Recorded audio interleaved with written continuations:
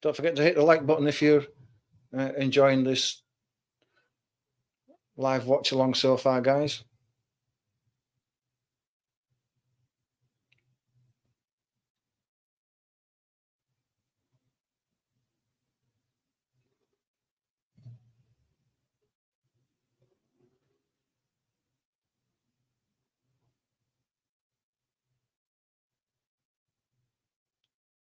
Just on an advertisement break at the moment.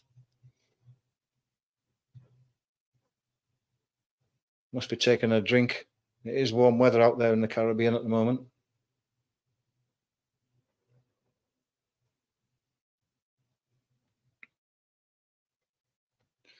If you've just joined us, thanks for joining us. Please hit the like if you can. Subscribe if you like these watch-alongs, just to help the channel grow. Do appreciate you joining us and sticking with us through this live watch-along of this game between England and South Africa, second in the Super 8s for both these teams. The winner will just about be guaranteed of a place in the semi-finals.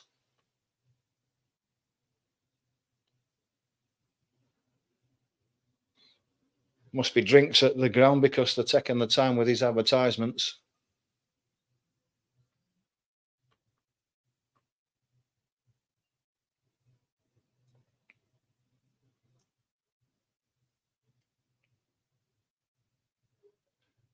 South Africa for 87 for 1 off the first 10 overs. De Kock is 64. Klassen's just come in and he's 1 not out at the moment.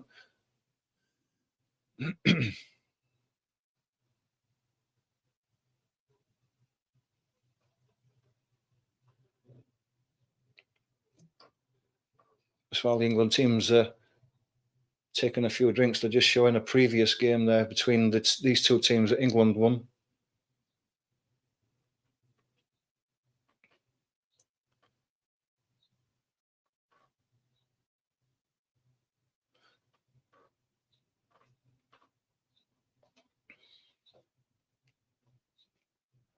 So back to the game.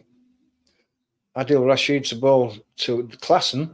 He gets a ball that just turns away from him. He turns it into the covers. It's a diving attempted stop that is not completed. He goes out to the wide mid-off and they take a single. Just showing that wicket again, how Hendricks lost control of that and presented a pretty simple catch to Harry Brook.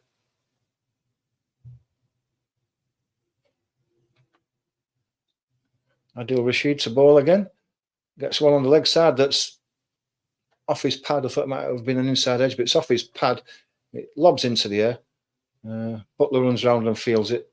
No one really that interested in it, so it must have been just off the pads. There's no run. Rashid again into De Kock, the left-hander.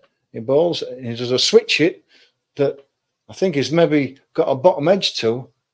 Doesn't go on the leg side as he expected. It goes down to the short third man on this scamper single. Tried to switch hit that and got it all wrong. But he's got a single out of it, and now it's Klassen to face. Rashid's into ball to him, and he gets one that just pitches on his middle stump, slight bit of turn, but he comes forward and plays it into the covers, and there's no run.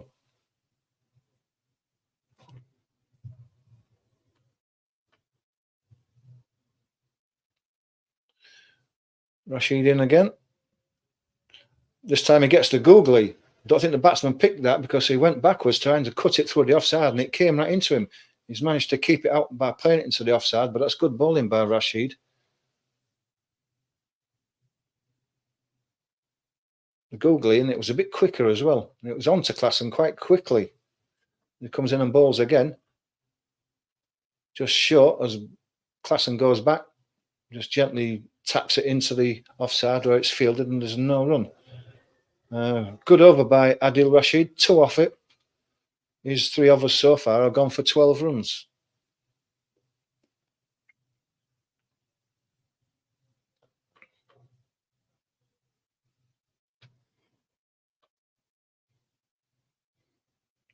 8-9 for 1 off 11. England just dragging things back a bit, but South Africa have got plenty of wickets in hand and still going at 8 and over. It was over 10 at one stage, so England have dragged it back a bit, as wickets tend to do. But England could do with a couple more wickets. Just showing that Mark Wood catch again.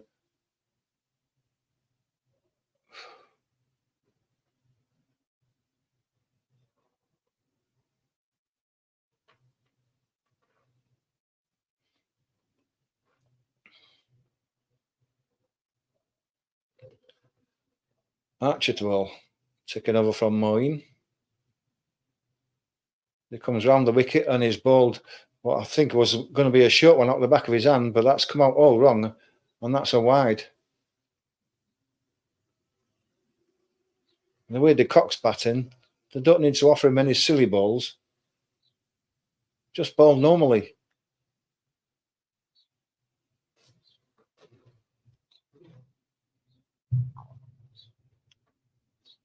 Have to bowl that one again as he comes into de Kock. That one's just short outside the off stump. De Kock rocks back and cuts it. Doesn't time it very well. It goes through the covers to the man on the cover boundary. He just jogs in and they've ambled through for a single.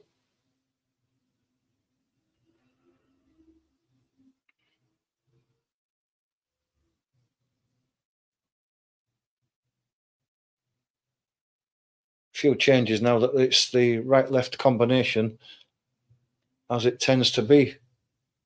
Class on the right-hander. 2 off his 5 balls so far to face Archer, who's gone for 23 off 7 balls so far. So Archer coming over the wicket now to Klassen. He bowls just short of a length on his middle stump. He goes back and plays it back down the pitch to Archer, who does his own fielding.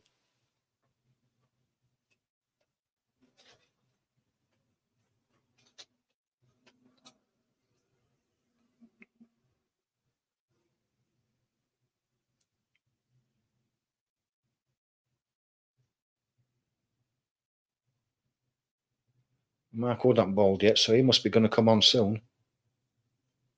Archer about to come in again. That's a short one. Klassen tried to pull it. Not much conviction in that. It goes over the top of his bat. Wicketkeeper takes it and there's no run. A bit half-hearted pull was that. Don't think he really fancied it. He's practicing his shot again, but it was half-hearted. Anyway, Archer on his way to bowl to him again.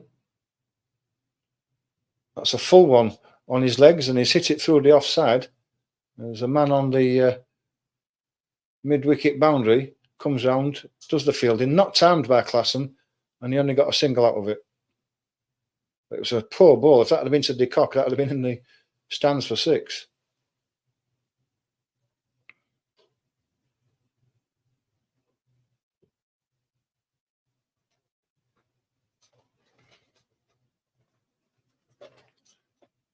Archer coming in again to de Kock this time, round the wicket, he bowls. That's outside the off stump. I think de Kock got an edge to that. He doesn't seem to want to walk off, but Butler's taken a flying catch over his head, and de Kock has gone. Well, I say that the best balls that always take the wickets, and that wasn't. I was short and wide outside de Kock's off stump, and his eyes must have lit up when he saw that. He tried to cut it, but all he's done is get a top edge, and Butler's taken a good catch, diving across to his left. So I'll see that again. Yeah, big edge.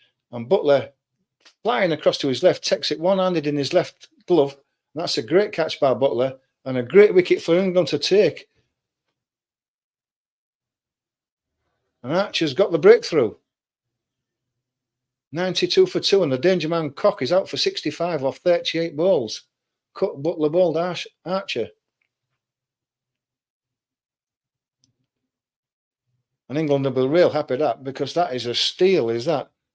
Wasn't the best of balls to get him out. But out he is, and we've got 2 fresh batsmen in the middle now, with Miller coming in. Klassen only been there for 8 balls. This is exactly what England wanted.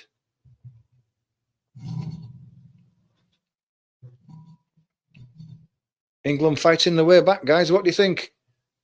Clawing the way back into it. That run rate's dropped below 8 now. It was over 10 at one stage. So it just proves that wickets do slow the run rates down. David Miller's had 6 innings so far, scored 101 runs, so he hasn't been prolific.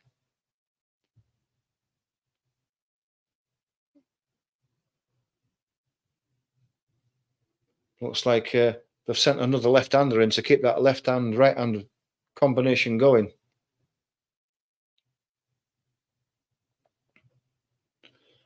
Archer on his way to complete his over to Miller to face his first ball. He gets one short. He ducks underneath it. Butler takes it, and that's the end of the over. And that's a good over by Archer. Just 2 runs and a wide from it, and the wicket, and the crucial wicket of de Kock as well. That's a really good catch by Butler, that.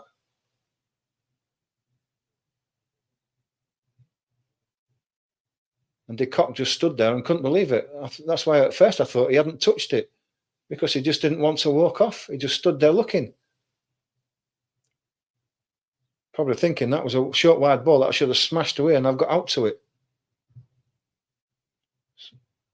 So that error by Mark Wood, where he didn't come in and take de Kock early on, didn't really cost England that many runs. Looks like Sam Curran's going to come back on now. His first over went for 10. But with 2 new batsmen on, it's probably a good time to bring him back. Surprised we haven't seen Mark Wood yet. But he must be coming on soon. His 12 overs gone. He's got 4 to bowl. He'll have to come on the next over, or else he won't get 4 overs in. But we shall see. 92 for 2 off 12.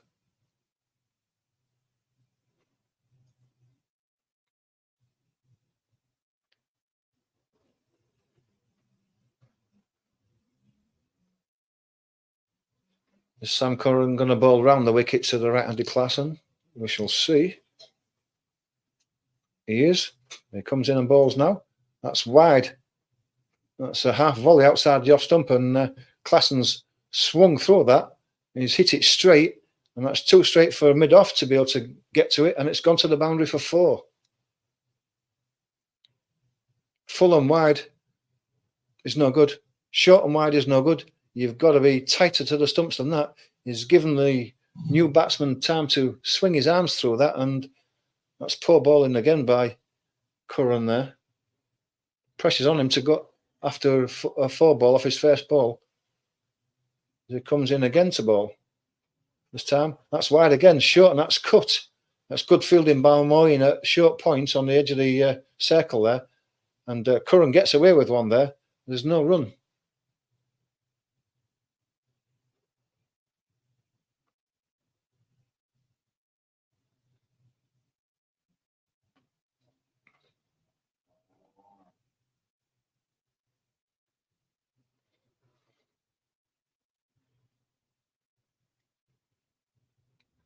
Curran in again.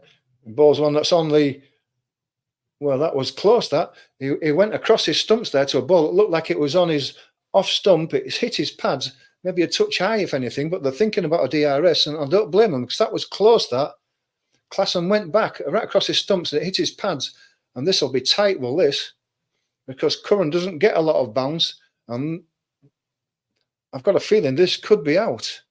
I'm sure that was going to be middle and off stump, more off stump, but very close. Bowling round the wicket. But we shall see as the DRS has been called for. So he bowls. It pitches outside the off stump, but it's coming into him. And that could have just hit him in line with the off stump, in which case he will be gone as he tries to hit right across that ball. Did he get an edge on it? No, he hasn't. And that may be gone. That looks like that could be crashing into the off stump. It's just whether it's hit him in line with the off stump, but it's going on to knock the off stump over. So we shall see now. impacting line. Umpire's call, it's just taking the bail off, and the umpire's giving it not out, and so it is not out. And there's me thinking that currently didn't get any bounce, and yet there were, well, the ball tracking showed there was enough bounce there to be just flicking the bail off. As the umpire give it not out, it remains not out.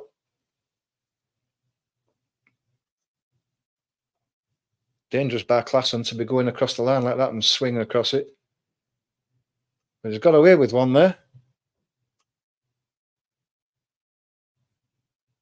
But England don't lose their review anyway, that's the main thing. The leg by was taken while we were looking at all that, and Curran ball into the left-hander. He balls one up he flicks at it with his bat, does Miller, and it gets a thick edge, and it goes to a short third man. It was only one bounce before it went to him. A bit risky with that shot. Short third man feels it, and there's no run.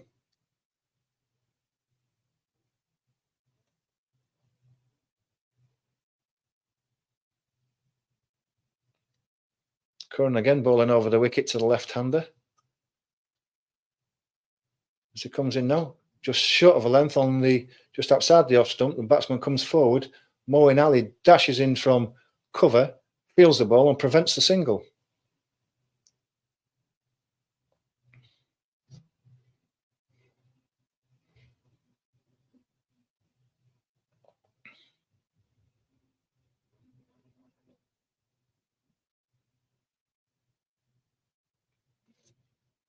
Just showing that Butler catch again. It was a good catch. Curran bowls again. That's just short of a length on the middle stump. It's turned through mid-wicket there, the vacant mid-wicket gap. Man on the boundary comes in and fields, and they just jog through for a single. 6 off that last over. Again, not so bad. England are pulling that run rate back.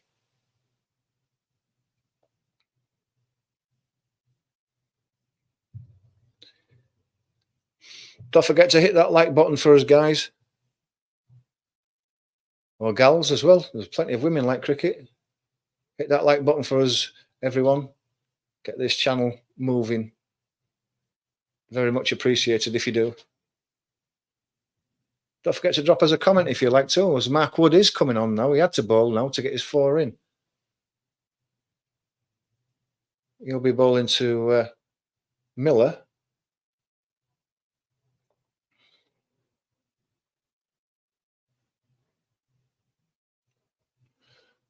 Markram just going through a few shots there, as he will be the next man in, I would guess.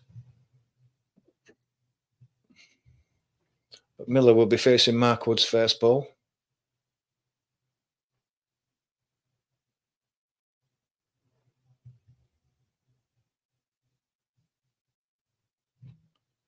So Mark Wood over the wicket to the left-hander.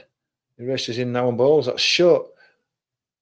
It's sliced through the square point position to the man on the boundary. He jogs in, does the fielding, and they've jogged through for a single.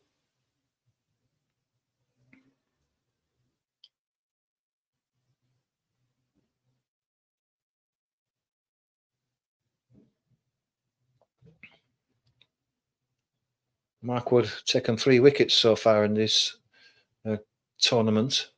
We're looking for a couple more today, as he comes in now to bowl to Klassen. That's down leg side. Does it take a touch off the pads as Butler makes a great stop dive into his left? Let's have a look at that again. I think it's just off the thigh pad there. Butler does really well because it bounces just in front of his glove, and he gets it in the middle of the glove as well and saved, which probably would have been a certain 4 leg byes.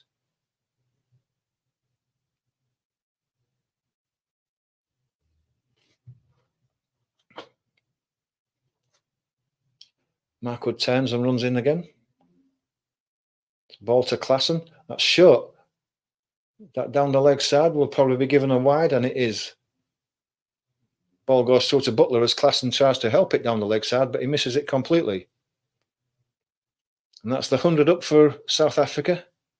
100 for 2.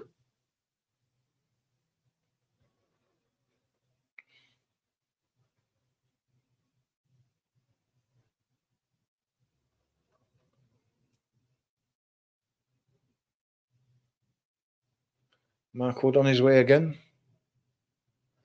And balls. That one's fuller this time. And batsman just pushes it down to deep mid on where Brook does the fielding and they jog through for another single. So it's nice and tight this by Mark Wood.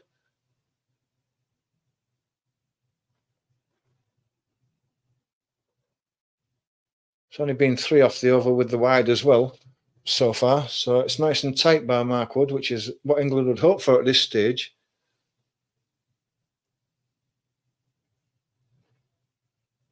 Adil Rashid been the best bowler so far. Of his 3 overs have only gone for 12.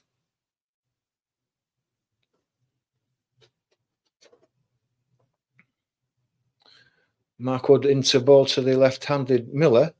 Bowls. That's wide. And again is hit off the back foot through squarish point to Livingston on the boundary. He gets it into Butler and they jog through for a single.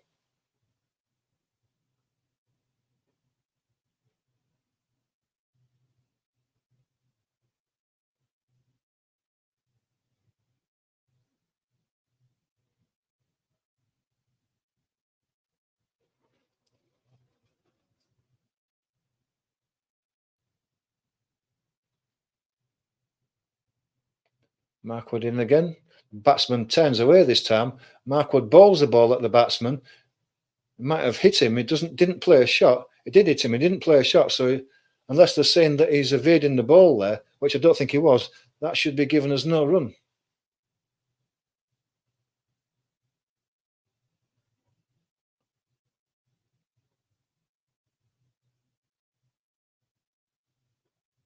I don't see what happened there.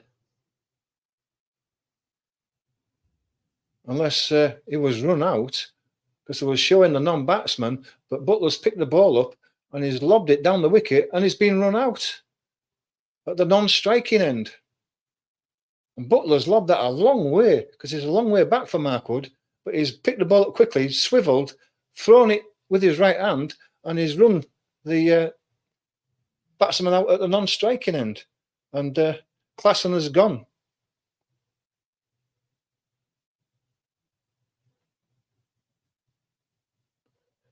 And South Africa are 3 down now. So England really pulling them back with wickets. Wickets do slow the scoring rate down, and England have got in among them now. Markram has just walked in. But that was sloppy running by Klassen, that. He just jogged through. Didn't think that Butler was going to run him out from that far away. But he did. That was good throwing with his glove on as well. Superb work by the England captain.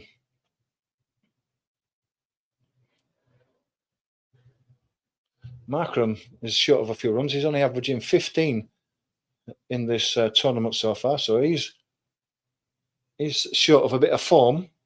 Hopefully England can take him out pretty quickly. As Mark Wood comes into ball to Miller, he gets one just on his off stump that he goes back to, plays it out just to Mark Wood's left as he fields in his follow through. Let's have a look at that one again. It bounced in front of Josh Butler, hit him on his pads, and he had to run to his left to pick the ball up, but he got his glove off quickly and spun and threw the ball all in one go. And Klassen was a long way out of his ground. Sloppy running by Klassen, that, and he just kept running to the changing rooms. Mark Wood comes in to ball again, and he gets one that's edged. Short third man, dives, gets a hand to it, but not a strong enough hand to be able to stop the ball running all the way down to the boundary, and it's gone for 4. It's unlucky that. Miller sort of like, the left-hander just sort of like flicked it outside the off stump and got a thick edge to it. The third man is the widest third man, and he dived, parried it, and that was Topley there, but didn't get enough of a hand on it, and it still went to the boundary. 107 for 3 off 14.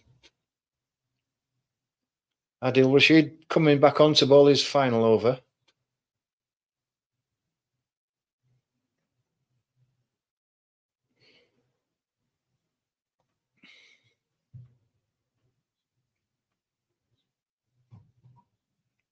So he comes in now to bowl over the wicket to Markram. He goes back to a ball that's quite full on his off stump there. He managed to just slice it out to point where Wood does the fielding, jogged through for an easy single.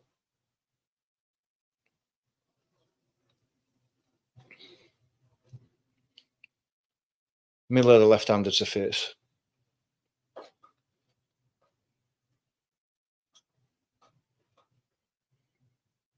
Rashid comes into ball to him now, still over the wicket to Miller, and gets one that pitches on his leg stump, and he's done the switch hit. He's managed to get it through what would have been point.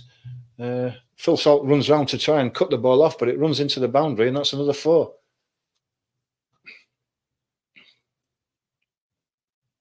The switch hit that manages to keep down. And he's got enough bat on it that it runs out wide of the man on the boundary. Balls again. It's one that's tossed up this time, and he hits it through to the man that's deep at the mid-wicket boundary. He comes in and fields, and they've ran through for a single.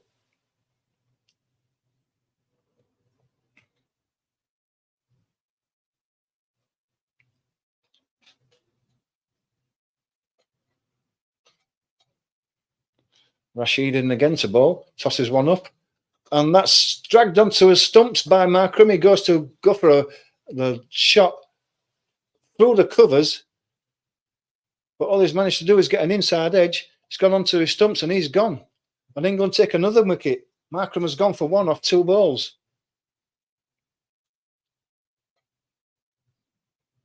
Tossed right up by Adil Rashid. Markram tries to smack it through the offside. Probably a bit early through the shot. He manages to get a faint inside edge, and it spins back onto his stumps, and I'm afraid Aidan Markram, the captain, has to go. Bowled Adil Rashid for 1. And South Africa now are 1-1-3 for 4 in the 15th over.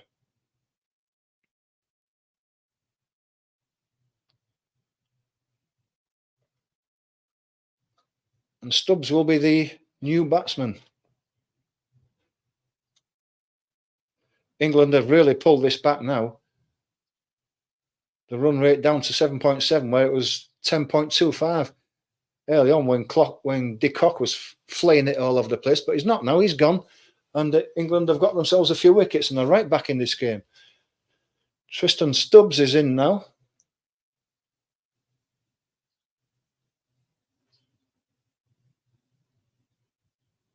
He's just marking his guard. Adil Rashid has 2 more balls to complete his spell for this game.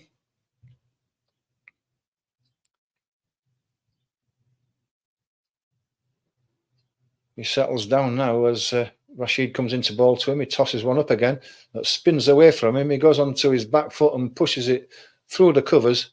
The man, Livingston, on the boundary there, jogs in and they run an easy single. Stubbs off the mark, first ball.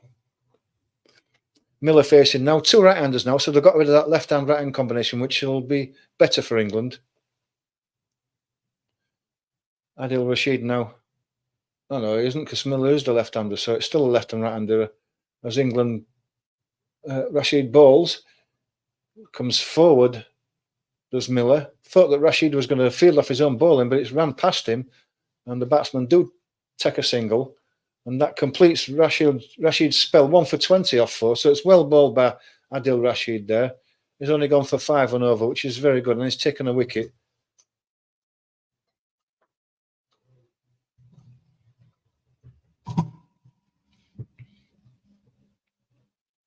That's the end of 15 overs, 5 to go. Be Mark Wood to bowl the next over. 2 new batsmen in, so England will fancy restricting this over rate even more.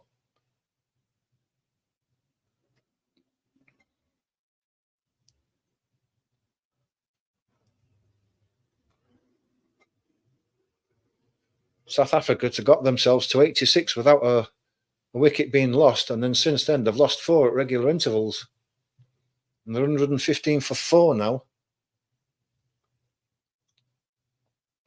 Mark Wood coming in to bowl to Miller, left-hander, and he bowls, and that was outside his off stump, but he's pulled that one across, and that's gone through wide mid-on, all the way to the boundary for 4. Just a bit short by Mark Wood. Just gives the batsman the chance to get his hands through the ball, and he's picked the gap nicely there.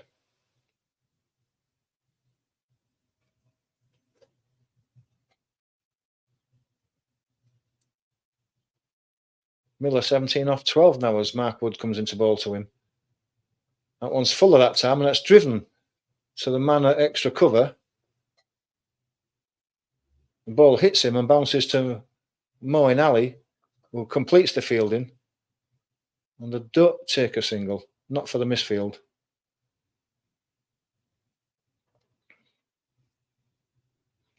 Just showing that Markram drag on again. Adil Rashid very pleased with that. Miller to face Wood again.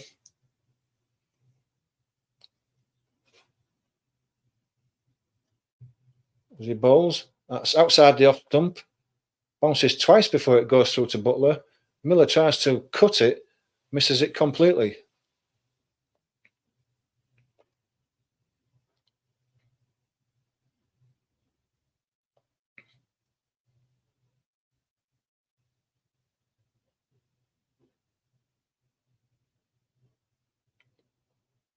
.45 metres that throw from Butler to run Klassen out.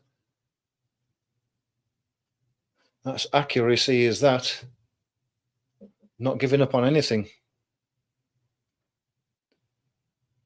Miller to face again. That's short on his hip. He pulls it backward of square leg. Man on the square leg boundary can't get there, and that's gone for 4. Sam Curran on the square leg boundary, but he's a bit straighter, and that went fine, did that. Looks like Miller likes the ball short, and Mark Wood's got to pitch it up and not give him the room.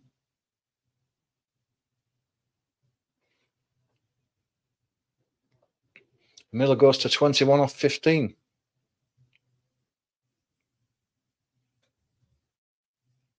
Mark Wood turns and runs in again.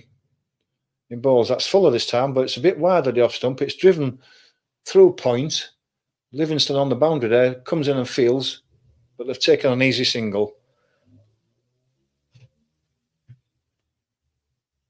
Stubbs on strike now to face this last ball of the over, but Wood has gone for 9 in this over. It's not been the best. 2 poor balls that got him, that he was pulled for 4.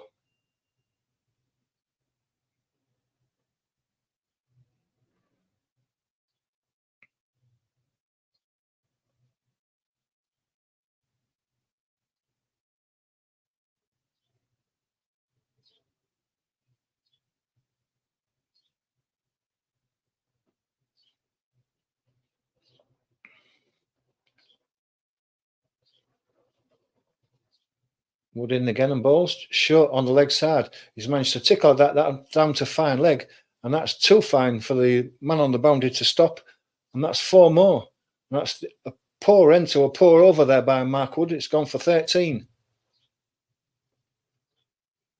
You've got to bowl one side of the wicket. You can't bowl wide of off stump 1 minute and then down the leg side the next, because you can't set fields for that. And Mark Wood's been a bit erratic, and that was an easy ball that he just tickled off his legs fine, all the way down to fine leg boundary.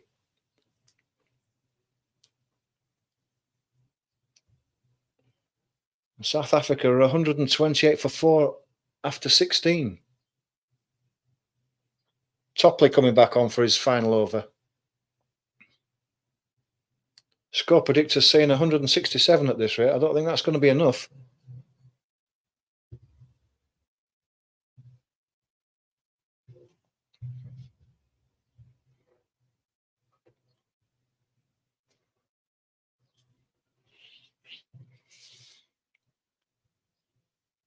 Anyway, he's going to bowl over the wicket to Miller, the left-hander.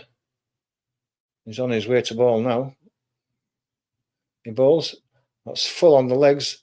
Miller's come forward and turned it to mid-wicket. The man off the mid-wicket boundary, which is Bairstow, fields, and there's no run. There's one run. Butler's just going down to have a word with Topley about this.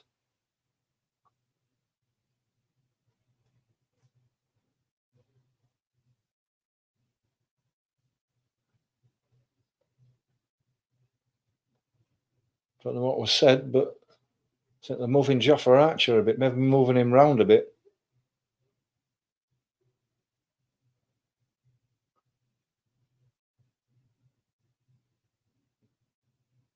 Adil Rashid at mid-wicket, well inside the 30-yard circle. I've got a man at backward points, well inside the 30-yard circle. As Topley comes into bowl to the right-hander, and that's wide, full, and is going to be a wide. And is.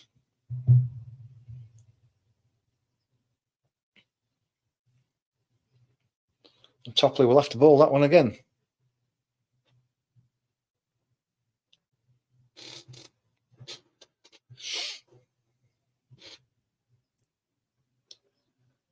Thanks to everybody who's joined us so far. Don't forget to hit that like button for us, please.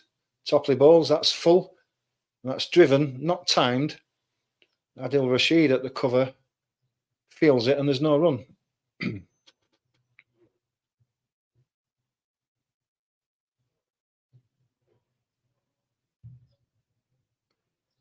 What do you think is going to be a winning score? Get it in the comments. Let's see what everybody thinks. I think around about 180, 190. Do you agree with me? Topley in and balls again. Short. It's cut through the covers. So the man on the extra cover boundary, he feels it and they come through for a single.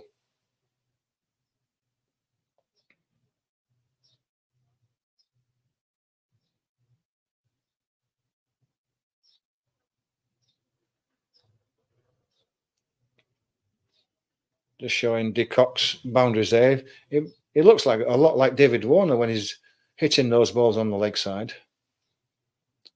Topley balls again, that's full. I think it hits the batsman on his foot. It just runs out into the leg side and Topley jogs across to do the fielding off his own ball. And I think the batsman felt that, hit him on his boot.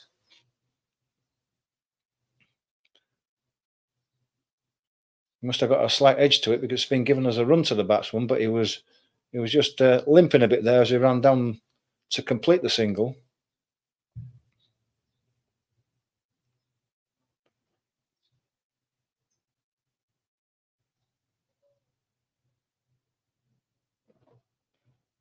Topley in again to Stubbs.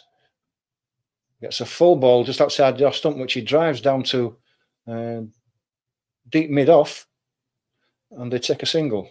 133 for 4.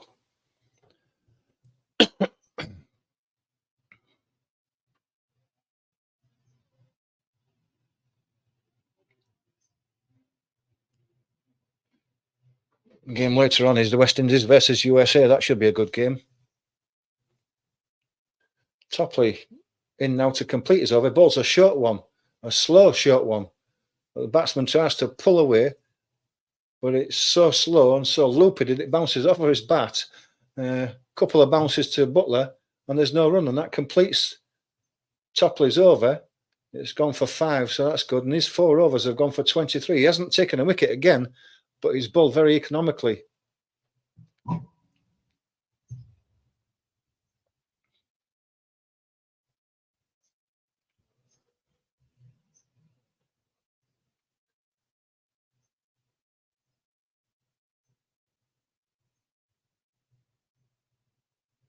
So South Africa 133 for 4 with 3 overs to go. Archer to bowl his 3rd over. So he's taken over from Mark Wood. So Curran, Wood, still got to bowl a couple of overs, so he's going to finish off. But Archer's finished off. The batsman gives himself room. Archer aims a yorker at his leg stump. He manages to keep it out. That's good bowling by Archer. He saw the batsman step away and followed him, and the ball just runs straight back to Archer. That's good stuff. Batsman just managed to get his bat down on it in time. Straight back to Archer. That's the idea. Don't give these batsmen any room. As Archer comes into ball again. It's full again on middle stump. Batsman plays it out to deep mid on, but does the fielding, and they've run a single. Singles are okay at this time. It's the boundaries that England don't want to concede now. So Miller, 24 off 19 to face.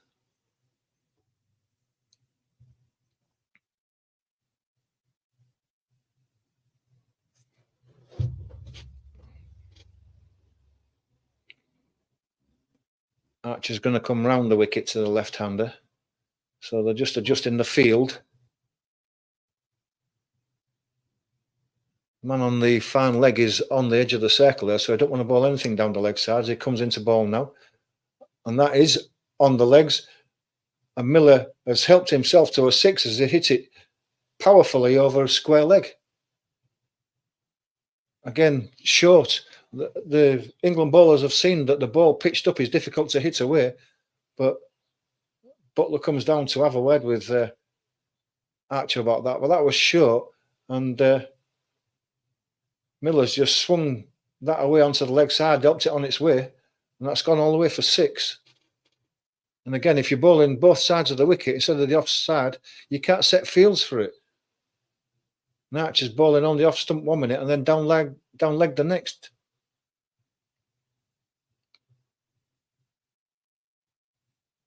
So let's see if he's taken note of what Butler said to him. 30 off 20, Miller facing Archer again.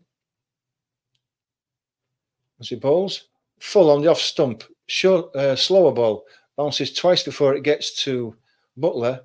Miller tries to cut it, but misses it completely, and there's no run.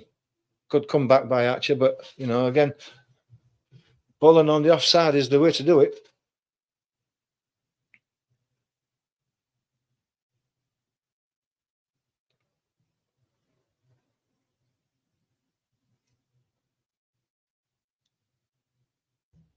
$140 for 4.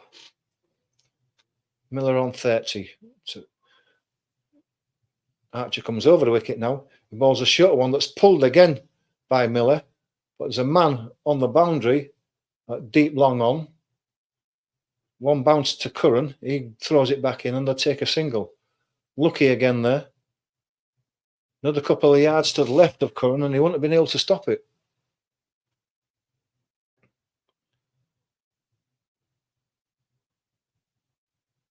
Eight off Archer's last just over so far, with 1 ball to go. I was going to say it was his last over, but it's not. He's got 1 to go after this. Stubbs 8 off 7 balls to face. Archer bowls to him. Bowls a shorter one. He tries to ramp it over the wicketkeeper, misses it completely, and Butler takes it. 92-mile-an-hour ball, that. You're trying to ramp it over your head. That'd have hit him in the grill, he'd have known about it. Oh, and it almost hit as well, as he ended up falling over to avoid the ball at 92 miles an hour. That's not the ball to try and made a mess of that, did Stubbs. Quite funny the way he fell over. Anyway, that's the end of the over. 2 to go. Sam Curran coming on now. After Wood's poor last over. So let's see what Curran can do.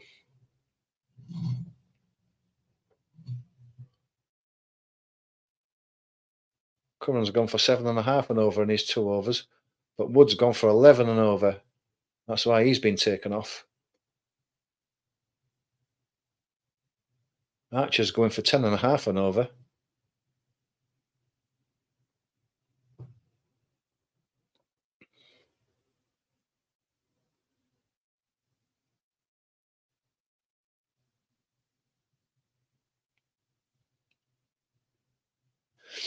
So Curran to bowl over the wicket to the left-hander.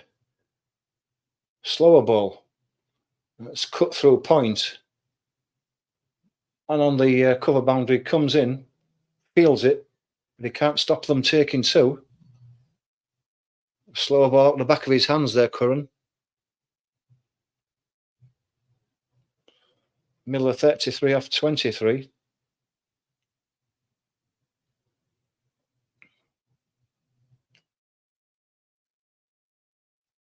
Curran to ball to Miller again. And that was a full toss that he's just swung away on the left side, and that's gone for six. No, it hasn't. It's bounced just inside, and a diving fielder has managed to keep the ball inside. I thought that.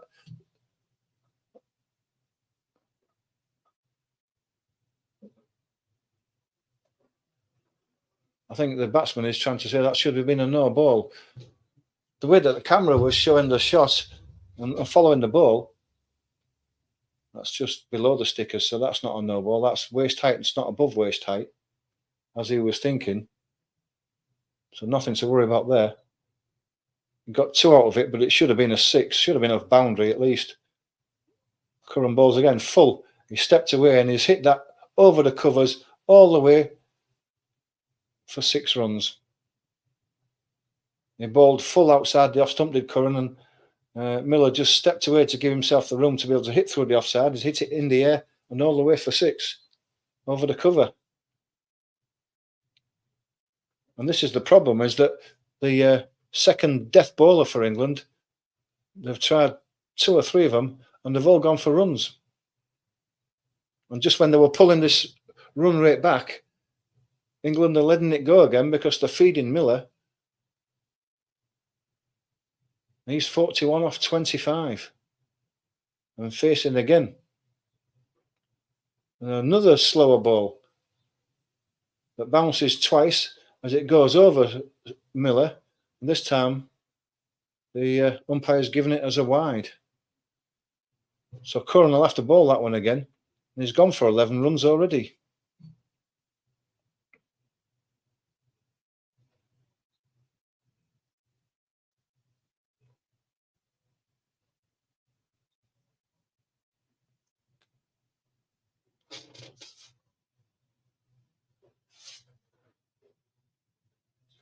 Sam Curran in again. Bowls another short one that's outside the off stump. Batsman managed to get his bat to it. He had struggled to reach it. It goes to the man on the cover boundary, which is Phil Salt. He gets it in and they've ran through for a single.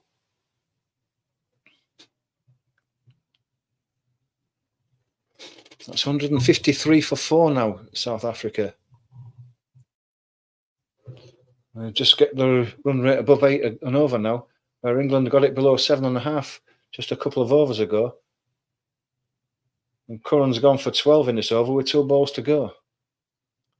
Left-handed Stubbs to face now. He's 8 from 8 balls. On the right-handed Stubbs, 8 from 8 balls. Curran around the wicket to bowl to him.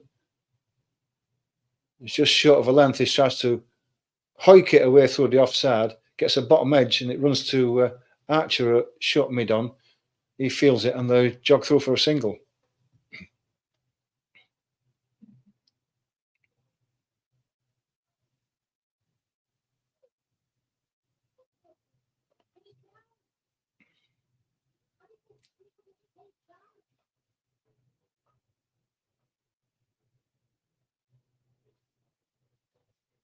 Looks like the fast bowlers have gone around the pitch today, which they have.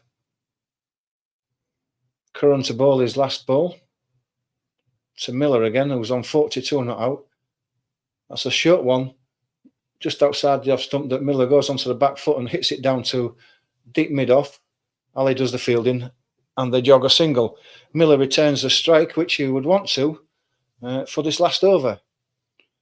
South Africa 155. 14 off that last over.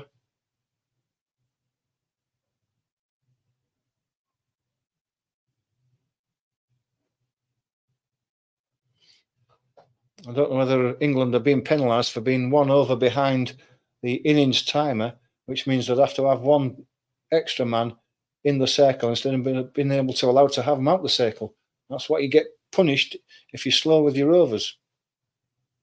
But it is the last over, and it's Archer to bowl it.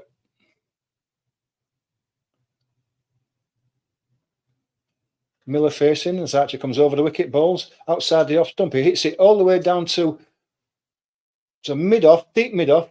And Harry Brook takes a fantastic diving catch, a couple of feet off the ground, and Miller's gone. Harry Brook's got a fantastic pair of hands, and he had to dive to his left to catch that, just inches above the ground. And made no mistake, it was hit hard, was that? It went low and flat. And Harry Brook, a couple of foot off the ground as he dived to his left, caught it in both hands. It's a brilliant catch, and just what England needed in the last over. Miller out the way. And Jofra Archer gets his second wicket. South Africa 155 for 5 now, with 5 balls to go of their innings. David Miller's gone for 43.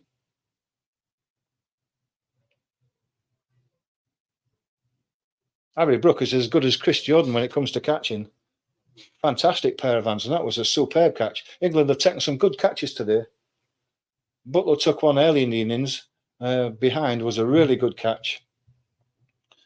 So Jansen is the next one to come in now with 5 balls to spare.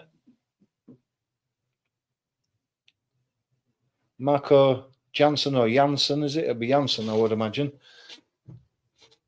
So they've got rid of the left-hander, so I'm sure Archer will be glad of that for his last 5 balls.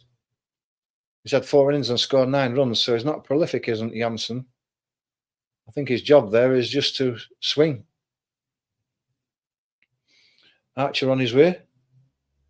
He balls to him. Full on his stumps. Is it that high in the air full of covers? Is it going to be caught? Yes, it is. That's a fantastic catch by Curran because it was going over his head as he was running backwards towards the boundary. He had to dive and cut that inches off the ground, and that's another wicket for Archer, who's now on an hat trick. And South Africa 155 or 6.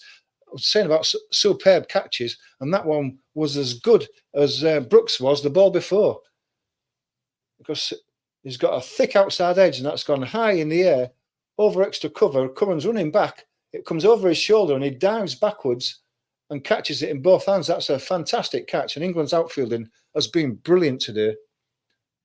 It's really kept them in the game when it could have been going away from them. And Marco Jansen goes first ball for no score. And Jofra Archer is on a hat trick with 4 balls to go. Maharaj has come in. Surely Archer's going to bowl him a Yorker first ball. He's got to, hasn't he?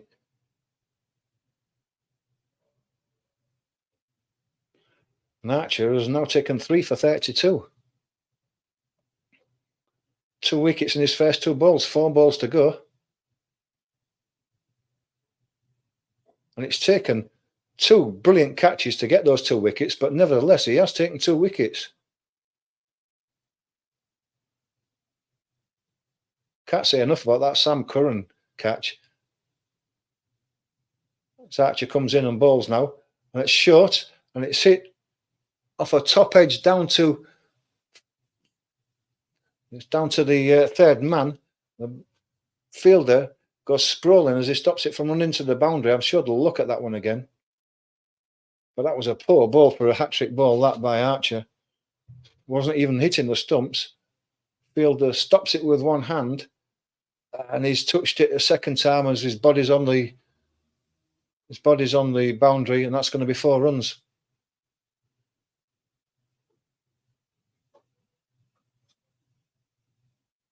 Yeah, the umpire signals 4 runs. Maharaja gets a 4. That was a poor ball, short and wide outside the off stump by Archer. Should have been the Yorker. Wasn't. It's not clever bowling by Archer.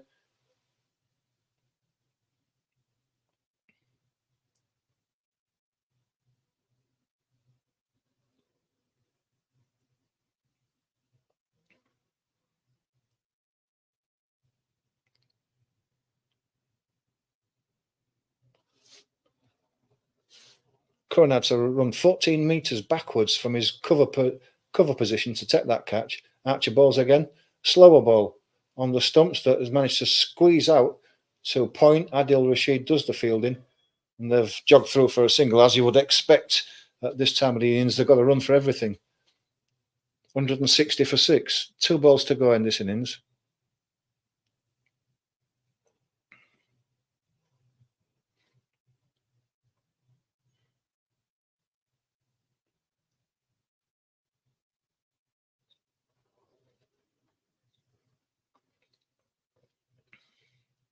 Archer in again to Stubbs. Ball's on the stumps. He managed to squeeze it out to the onside. Livingston comes in from the mid-wicket boundary. May have been a chance of a run out if the ball had been a bit more accurate back to Butler, but it wasn't, and they've ran two.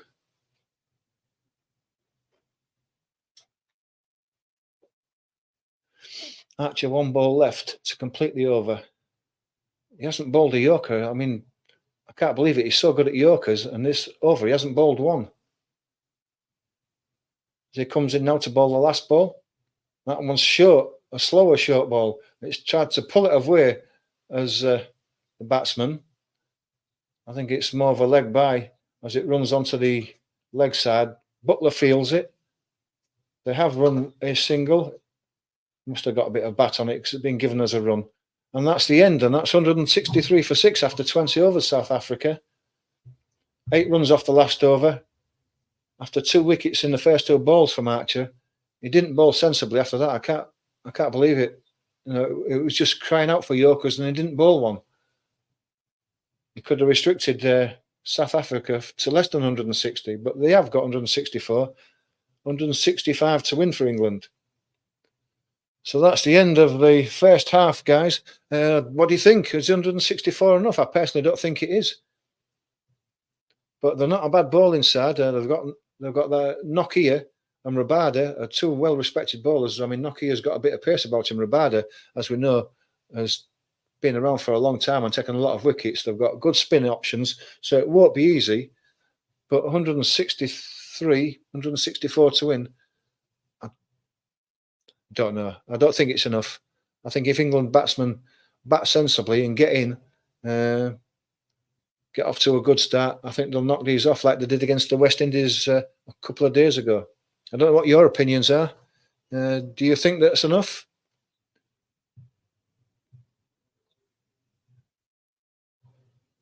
Give us a comment, see what you think. We can always discuss any comments now. Now we've got the mid-innings to go. Just get your comments in, guys, while I just get myself a quick drink to lubricate the tonsils.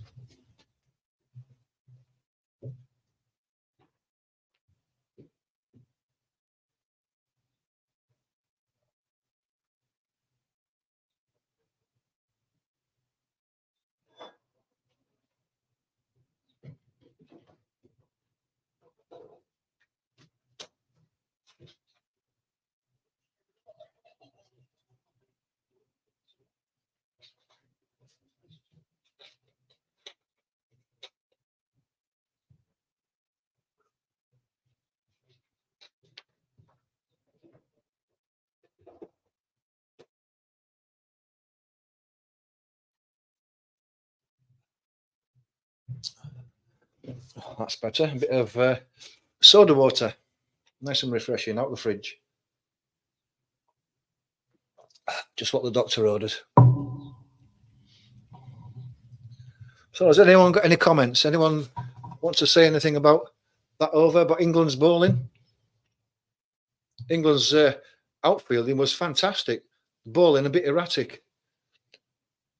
But I think they would have settled for 164 to win at the start, if I'm truthful.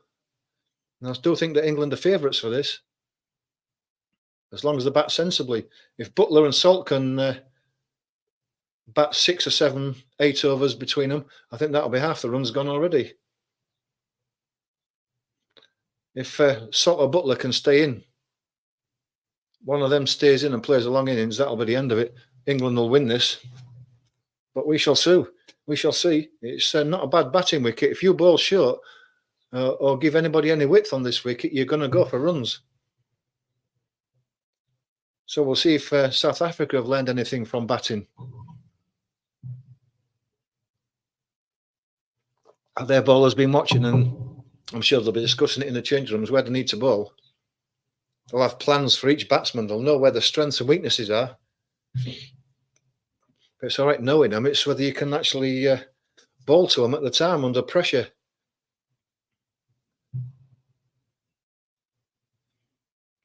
If England win this, they've got USA in a couple of days' time. and then it'll be between West Indies and South Africa in the final game. West Indies play USA tonight. I mean, they've got to win that. If they don't, they're out. So there's all sorts of permutations still to go for this. I mean, if England win this game, they're just about guaranteed to go through, but it's not definite. It's probably going to be down to net run rate. If they lose their last game badly to the USA, they maybe still could get knocked out. Although it's probably highly unlikely, but you just never know.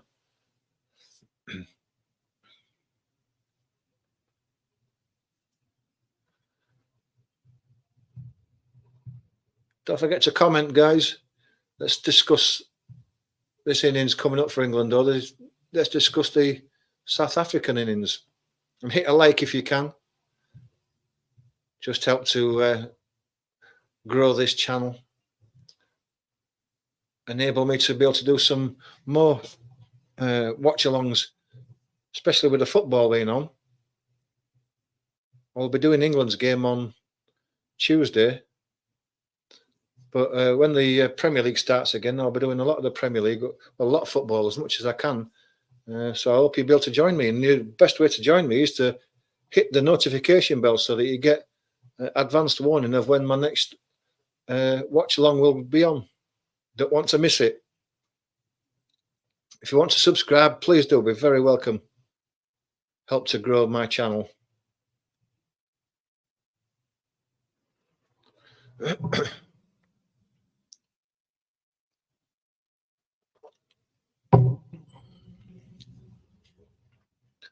Surprising how this warm weather affects your voice when you've got to do all this talking.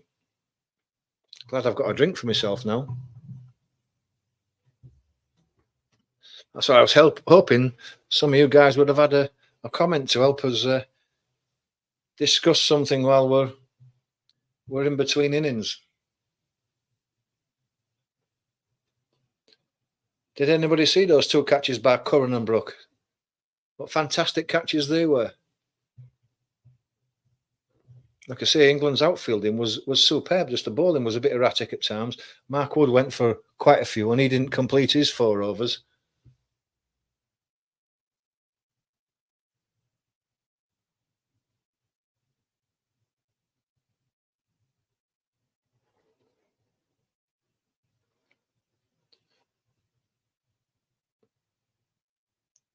Live from St. Lucia, Super 8 Group 2.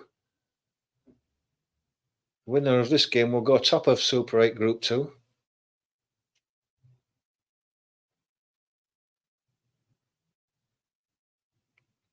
Looks lovely in the Caribbean there. Even though it's their rainy season, it just looks so nice.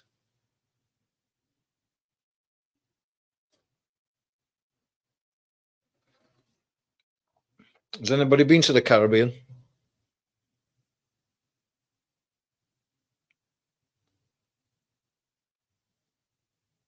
I'd like to go there and watch a bit of cricket. If I win the lottery,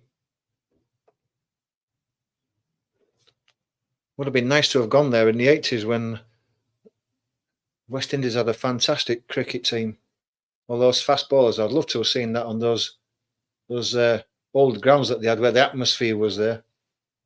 And England used to play 5 tests out there. I mean, I think they only play 3 now. Love to have been in the Caribbean to watch a full 5 test series against the West Indies. See players like Viv Richards. I mean, I did get to see Viv Richards, lads, when he was in England. Andy Roberts and players like that. But I'd love to have gone to the West Indies to see him.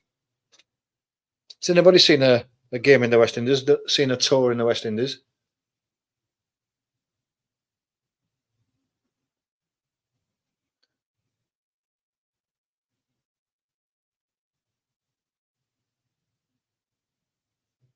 Don't be afraid of commenting, guys.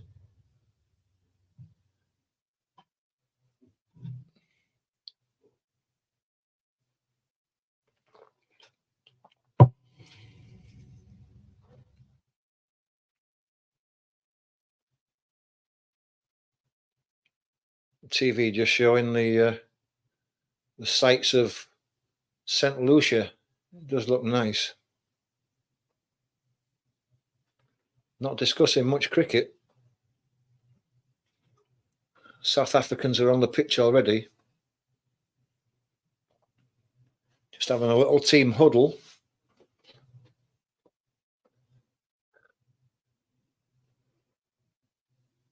Just getting themselves together. A few last words from Captain Markram.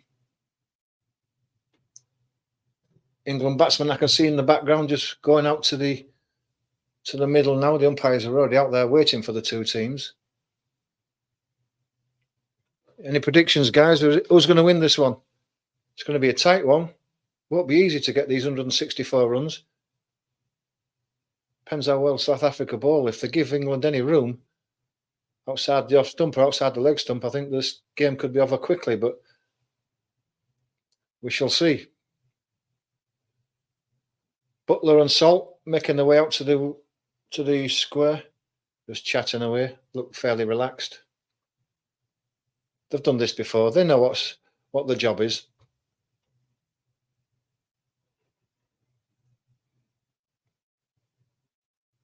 One of these two needs to stay there and see it out. Let's put it like that, or see the majority of it out.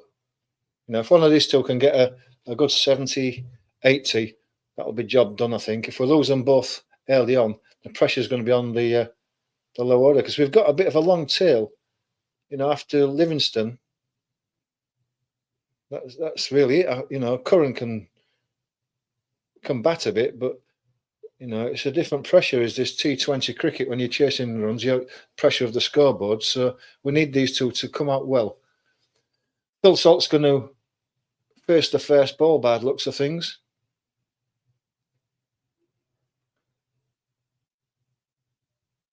Just waiting to TV to show me who the first bowler is going to be. It's going to be Marco Jansen. He's bowled economically, but he's only taken 2 wickets in the 6 games he's played so far. So he's a left arm over the wicket.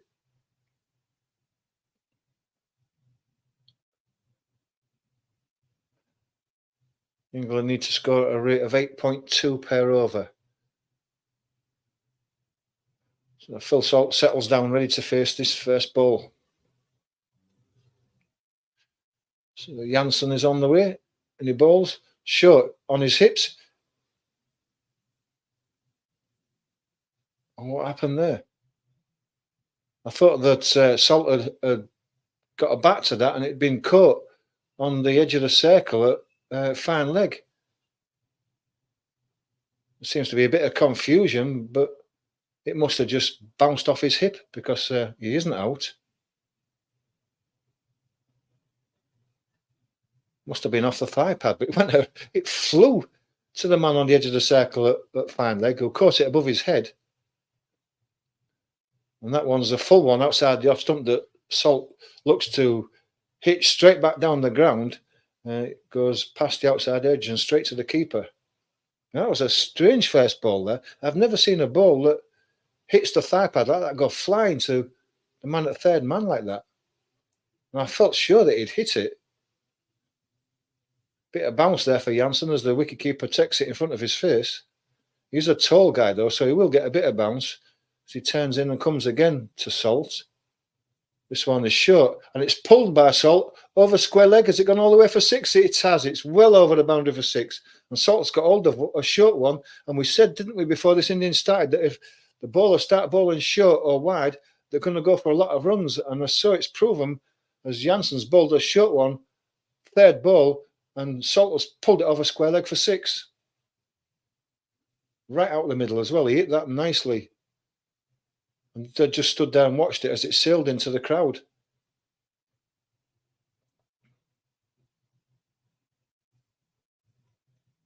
Jansen comes in and bowls again. Another short one. Salt goes back, punches it into the covers. It's saved by Stubbs and there's no run. But nicely timed. It went to Stubbs at a rate of knots and he did well to stop it, dive into his right.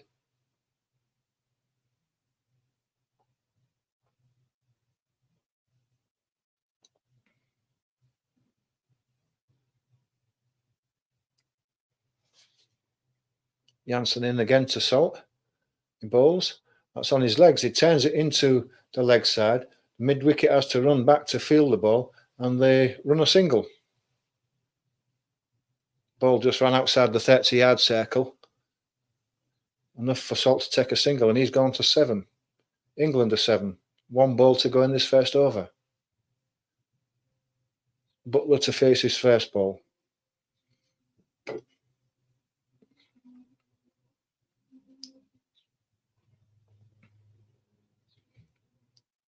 Just does a few stretches before he settles down at the crease. Janssen on his way to bowl to him. He bowls one that's full on the off stump. He drives it down to mid-off. He didn't time it. It didn't get there very quickly. And because of that, it gave him a chance to jog a fairly comfortable single, and Butler's off the mark. And England are 8 for none off 1 over. Good start by England. 8 off the first over.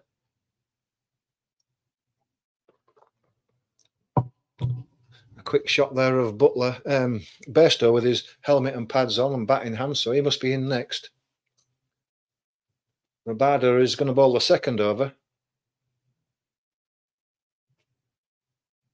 Thought it might have been Nokia, but obviously not. Rabada is an experienced bowler, so he's going to keep the ball tight, just short of a length. Big stocky kid. He must be well over 6 foot. He's taken 7 wickets in 6 matches so far, which isn't bad for pace guys. It's the spinners that have been doing the damage so far in this tournament. So he's going to bowl to Butler, right arm over the wicket. He comes in now and bowls, and that's full outside the off stump. Butler didn't get across to the ball. His bat was well away from his body, but he drove it into the covers, and there was a diving stop to stop them from getting any runs. Just playing away from his body there, Butler, but he managed to keep it down.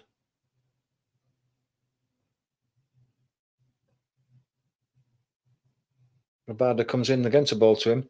That's on his legs, and he hits it uppishly to mid-on, who has to run around to his right, and they run through for a single. Bit uppishly that, but safe enough. Bounced well in front of mid-on there as he ran round to his right. And England move on to 9.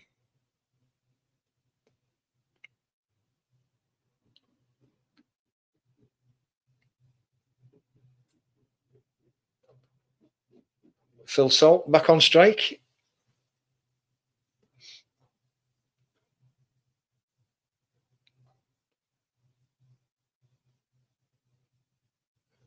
Rabada on his way. Bowls. And that was a full length outside the off stump. And Phil Salt has just hit through the line. He's hit it straight through mid-off. A few bounces and to the boundary for 4. Didn't really hit it hard. It just helped it back on its way. It bounced about halfway to the boundary and then ran away for 4. And the mid-off fielder was a bit wide there. Phil Salt kept it straight, and it was a safe shot, and he's gone to 11 from 6. As Rabada comes in to bowl to him again. That's another one that was on the off stump. Again, he goes to drive, but Rabada feels it off his own bowling and stops that ball from going for 4, because that was nice and straight. And if Rabada had missed that, that would have gone to the boundary as well. So good fielding by Rabada there.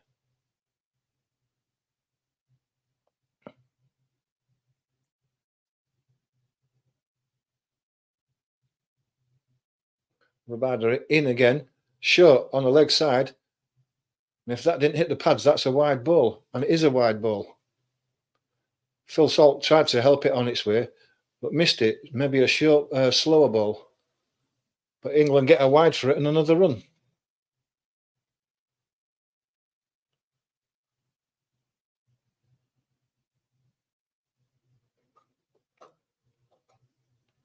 Rabada on his way again. He bowls. That's short down the leg side as well, and that'll probably be another wide. As Salt tries to help it on its way again, misses it, and it is indeed a wide. And Rabada's given us 3 runs here.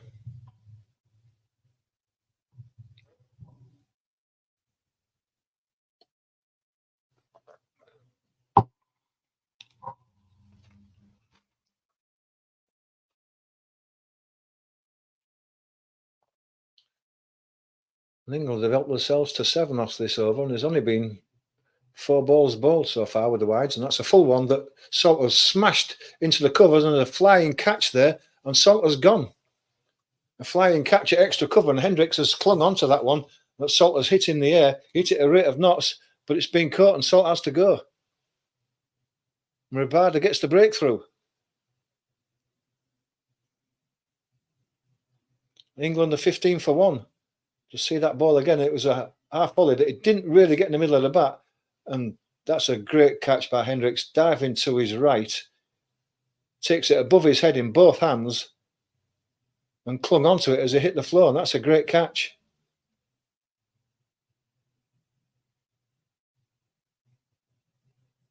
And just what we didn't want to happen has happened. Phil Salter's gone.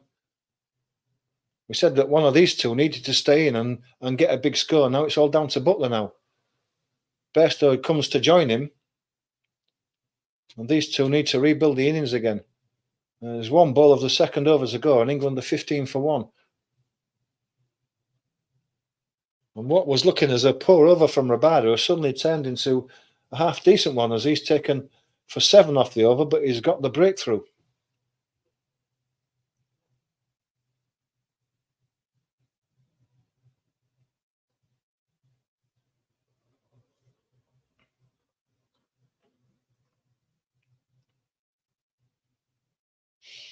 Bairstow always needs to play himself in for an over or 2 first before he gets going, like he did the other night against the West Indies. Once he'd got himself in, he was hitting it to all parts of the ground. So let's hope he can do the same thing again. He gets to face his first ball. Rabada bowls. That's a full one that Bairstow has lent on it, and he's hit it out to the mid-on. The man on the mid-on boundary comes in, fields, and Bairstow has got himself off the mark. That's 16 for 1 off 2 overs. Yeah, Phil Salt just showing that one again. Didn't time it very well. It was a good catch by Hendricks, but I think he was trying to hit it through the gap, and he sort of like sliced it. Yeah, the bat just turned in his hands. He was looking to hit it straighter past the right hand of Hendricks, and he's ended up hitting it the other side of him. He sliced it, and Hendricks has taken a goalkeeper style catch. Disappointing, but that is what it is. Jansen's going to come in to bowl his second over. Bairstow to face. Left arm over Jansen, right hand batsman. And he bowls wide. Bairstow has cut it backward point. There is a man on the boundary who comes in to field, but Bairstow is quick enough to come back for a second. Good running by the 2 batsmen there. The man on the backward point boundary didn't have too far to go, but they ran hard, did the 2 batsmen there.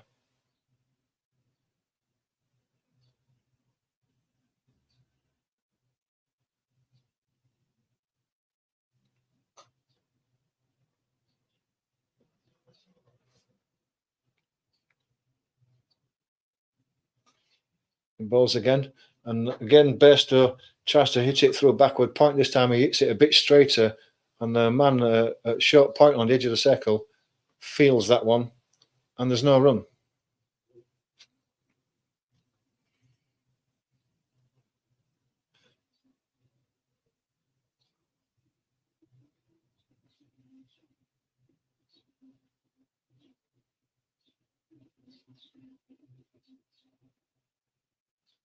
Jansen turns, runs in again to ball to Bairstow. And that one's just played out into the covers. The bat drops his bat on it, does Bairstow. It goes out to the point fielder, who throws it in, but they can't stop the single.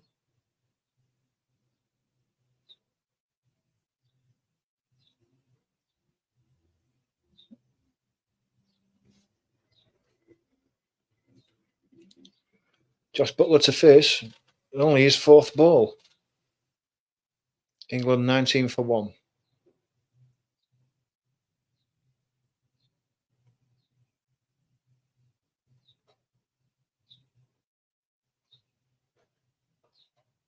Janssen now comes into ball over the wicket. That's a good ball, that one. That's just on the off stump of Butler. And it bounces a bit as it goes past his outside edge and goes through to the wicketkeeper. Bit of bounce there for the tall Janssen. Yeah, goes past Butler's outside edge.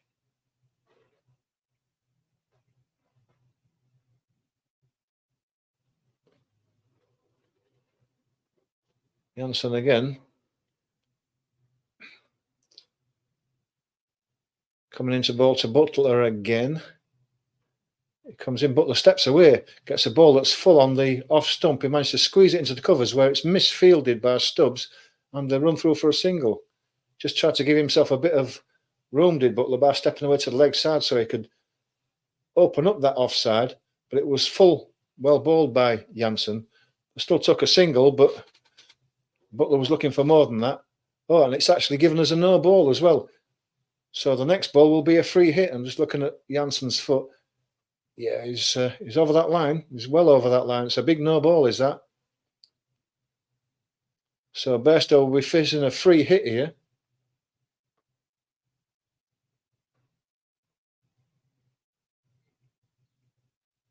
Everyone just moving back to the edge of the circle there. There was a few men in, but not for the free hit. Janssen comes in and bowls. That's a full one that Bairstow hit backwards of square with one hand, and Klassen can't get across to it from square leg, and that's gone all the way to the boundary for 4. Big inside edge by Bairstow, where he's lost control of the bat in one hand, but he's got it down through his legs, actually, and it's gone to the boundary at deep backward square. The man at deep backward square couldn't get around. He's too square. So that free hit has gone for 4. With one ball left of the over.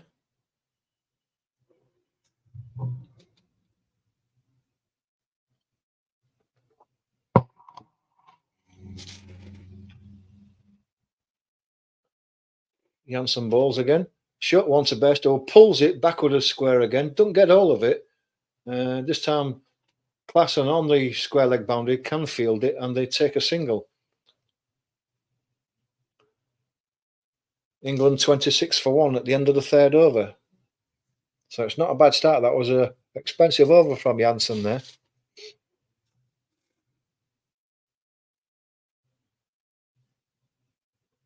I think the wind predictor on the TV there were just predicting England just slightly above. Just slight favourites, not much in it at the moment, which I think you would agree with, as long as they don't lose any more wickets. As Rabada comes in now to bowl to Bairstow, and he hits that high in the air over the top of cover. It's gone to the man on the boundary, and he's spilled it as he comes in to take the catch. And the batsman take a single, and that was Klassen on the point boundary. He had to run in like what Mark Wood did earlier on, and he took it, the catch, and did he spill it as he hit the ground? I'll just show the replay now. He's took the catch there. No, it's gone straight through his hands. Didn't get his hands round the ball, straight through him.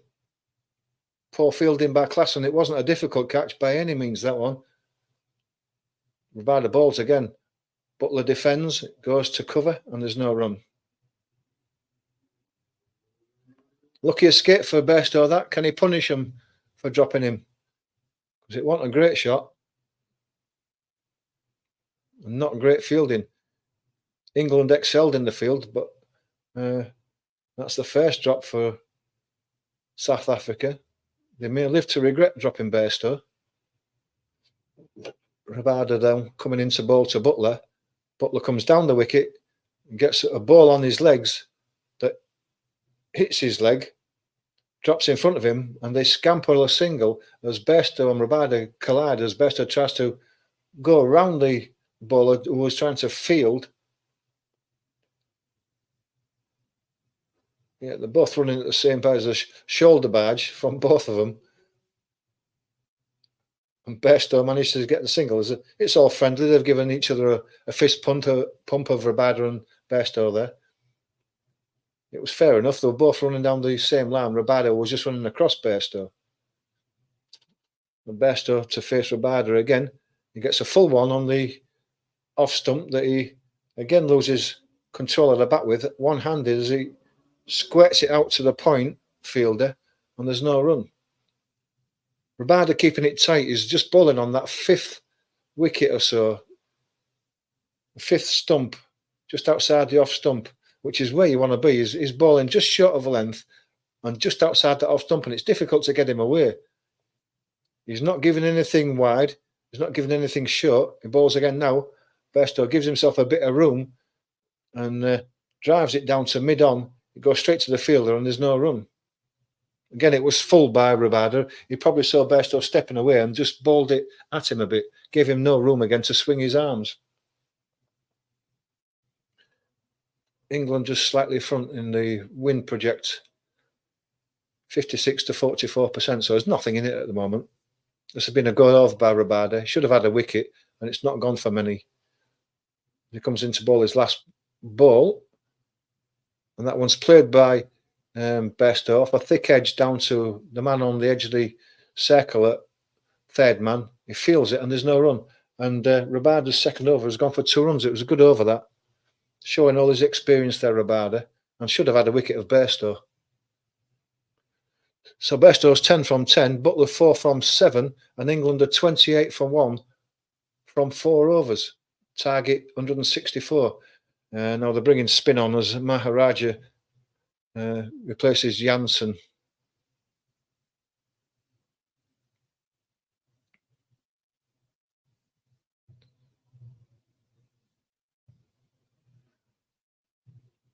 Don't forget to hit that like button if you're watching. Help us move this channel forward. And put a comment in if you want to. Give us your thoughts on how the game's going so far. I think it's pretty even, personally. Anyway, Maharaja comes into ball round the wicket. Balls to Butler, gives himself a bit of room and drives it wide of mid-off, who has to run round to his left, and they run for 2. It was a full ball by Maharaja there.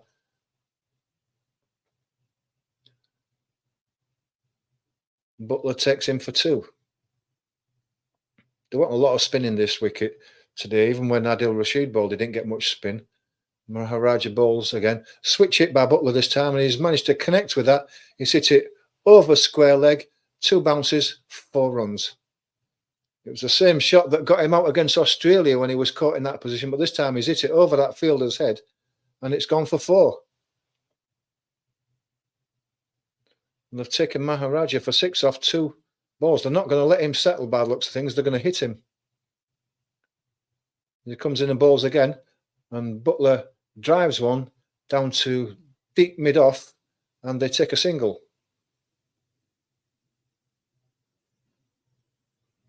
Bairstow to face, 10 off 10. Butler, 11 off 10. Just getting himself going now. England 35 for 1.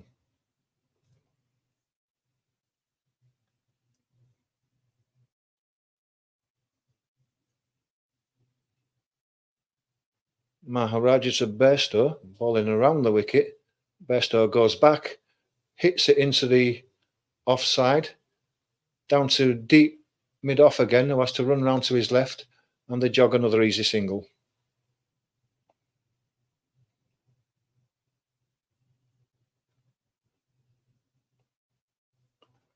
Butler on strike. Maharaja bowling around the wicket again. Balls one just outside the off stump. Butler comes forward and drives it to cover. He feels it, and there's no run.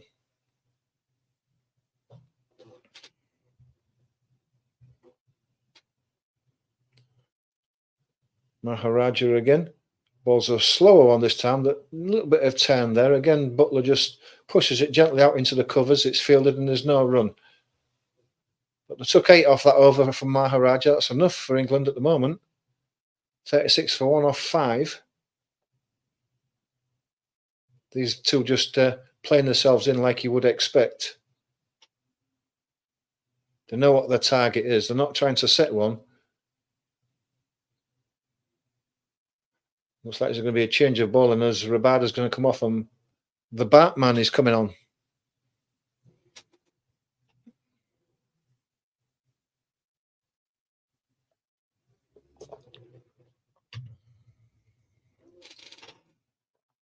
Started off the tournament well, did Batman, so let's see if he can keep it going when the pressure's on.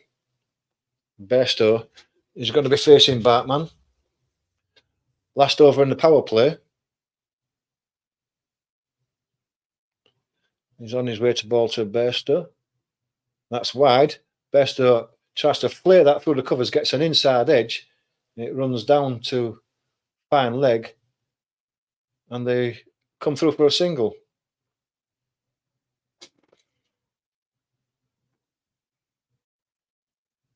The Batman has 5 wickets from 5 matches. Took 4 of them in the first match.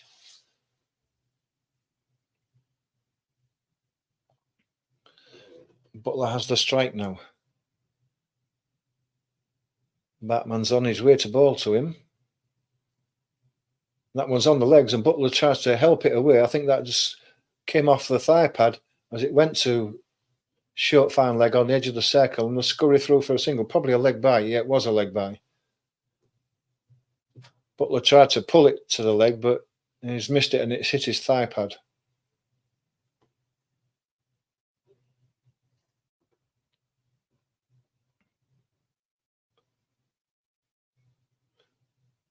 Batman on his way again to Bairstow.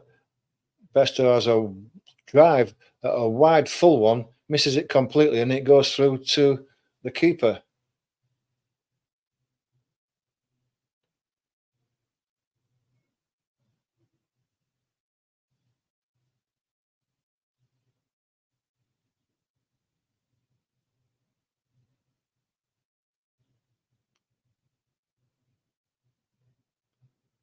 England's run rate currently just below 7. They want just over 8.5, so they're doing okay so far. As Batman comes in again to bowl to Bairstow. That one's shorter this time. Bairstow's got hold of that. He's hit it high enough over the cover fielders to take it out to the boundary. I think it's Markram who's done the fielding just a few yards in, and they've come through for 2.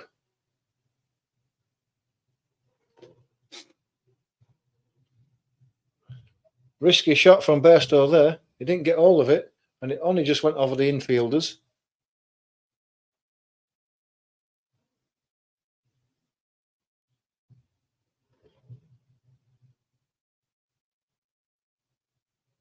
Batman in again to bowl. That's a full one. They're appealing for a catch behind, but I don't think Bairstow touched that as it goes through to the cock behind the stumps. It was Yorker length, but just wide of the off stump. As Butler tried to again hit it through, Bairstow tried to hit it through the covers there. Just showing that again. Yeah, no, I never touched that at all. Even de Kock didn't really appeal. Just Batman that made the appeal. As he comes in for his last ball of the over, Bairstow again gets one that he drives straight back at Batman. He half feels it, and they do manage to come through for a single. But a good over from Batman, just 4 off that first over of his. England 41 for 1 after, I think that's 6 now, isn't it? Probably going to see Nokia fairly soon, I would think. Want to get him into the action before it's too late, I would imagine. But it's not been a day for the fast bowlers. I mean, if you look at Mark Wood and Jeffrey Archer, they went for runs early on. Mark Wood especially. Maharaja to continue.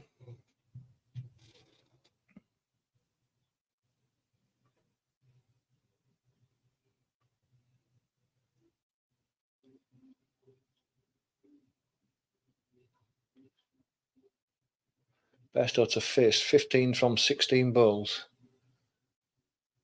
He's looked to be a bit expansive as Bairstow and hasn't been fluent. He hasn't timed things as well as Butler has so far. He needs to just settle down a bit, I think.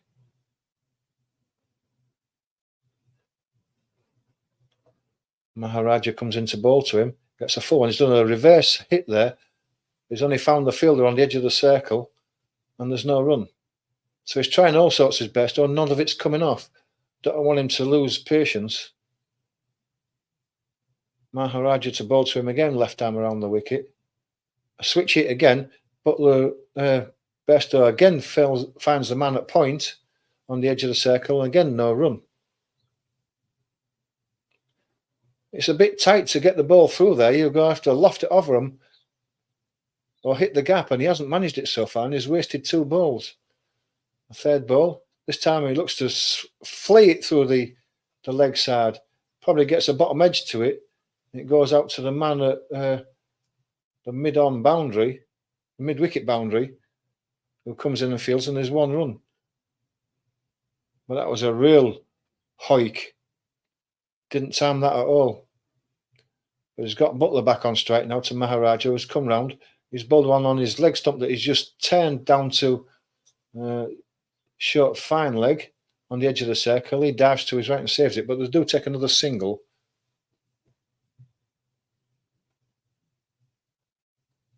And that's all they need to do. They don't need to be playing all these shots that Bairstow's trying. Comes into ball to Bairstow again. It's wide this time. He cuts it. That's in the air. And he's caught at point, diving to his right. And Bairstow has gone. And that was silly by Bairstow. He was trying to hit everything wherever he could. This time he's got one that's just bounced a bit outside his off stump. He's gone to cut it, got a top edge, and that's just looped to, I think it was Nokia, who was at point, and he just dived to his right and took an easy catch. Yeah, it just bounced. It was a bit wide. He tried to cut down on it, Bairstow, but all he managed to do was hit it in the air. And that's an easy catch for the Nokia. And England have lost the 2nd wicket. And that was a disjointed innings by Bairstow, was that? He went for 16 from 20.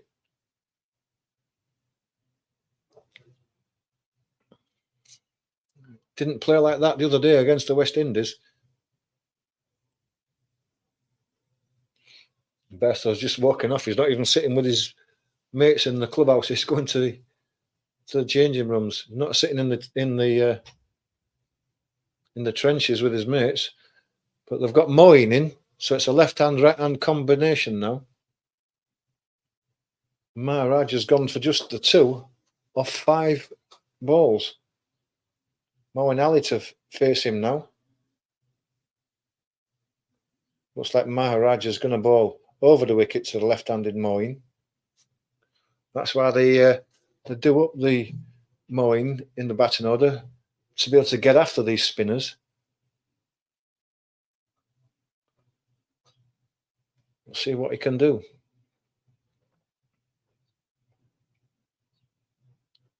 He bowls to Bairstow.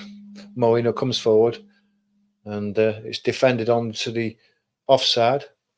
No run.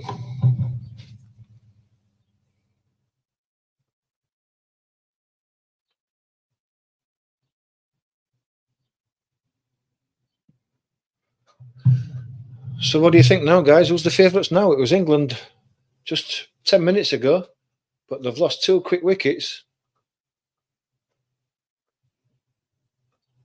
As long as Butler stays there, I can still see England winning it. But at the moment, the pressure is really on, because they're 43 for 2 off 7. And Nokia's coming on to bowl. The fast bowler at last is coming on.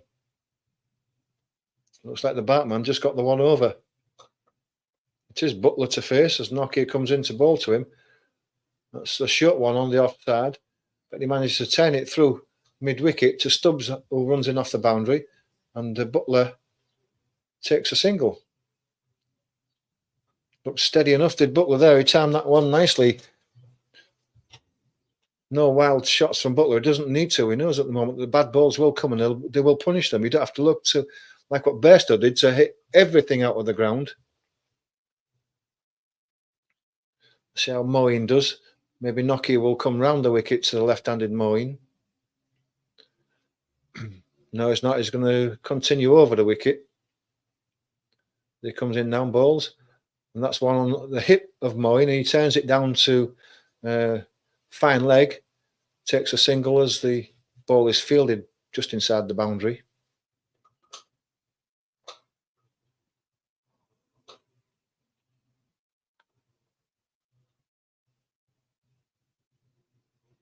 .44 for 2 off 7.2. So he turns and bowls. Butler gets one that's on his off stump. He plays it straight back down the pitch to Nokia, who shies at the stumps even though Butler hadn't moved out of his crease. But there's no run.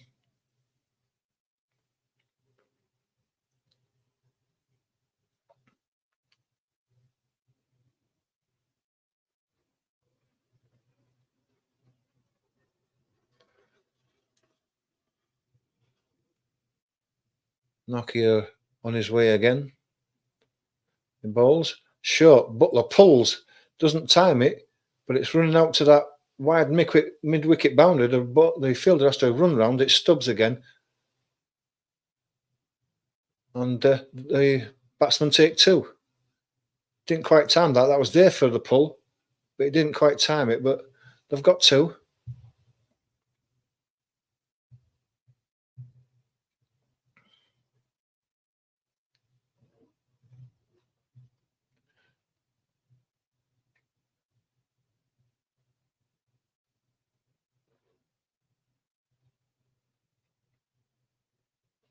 Just waiting for Nokia to come into ball again. I think there's a bit of a tinkering with the field. Butler on strike again. Comes into ball to him. Butler just steps away a bit. Gets one on his hips that he pulls down to the man on the fine leg boundary. And they take a single.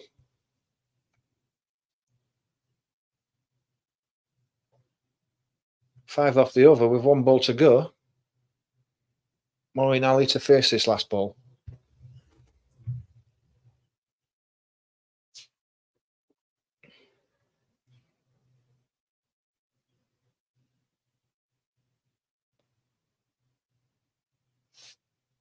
He comes in again and bowls. That's wide for Moeen Ali. He manages to get a 2-end on the bat, which just lobs over the fielder to cover on the edge of the circle. It drops over his head and they run through for a single, but it wasn't convincing that. A 2-end of a wide ball that he just managed to clear the fielder's head. And that would have been a disaster if Moeen had got out.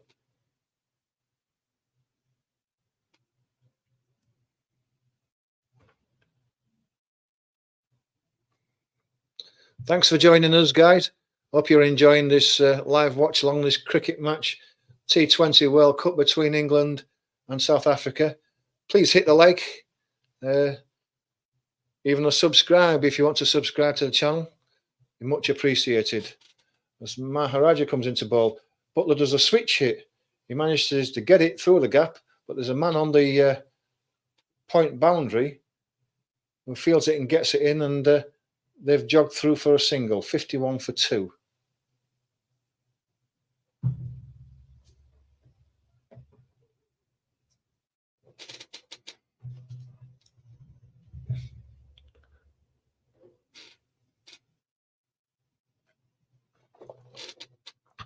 Maharaja coming over the wicket to bowl to Moeen Ali. Gets one that's full outside the off stump. He pulls it through the leg side. Man diving on the mid-wicket boundary. Stubbs manages to stop the ball from going for a 4, but they do run 2. Sensible shot by Moeen. You know, he didn't try to hit it in the air, kept it down.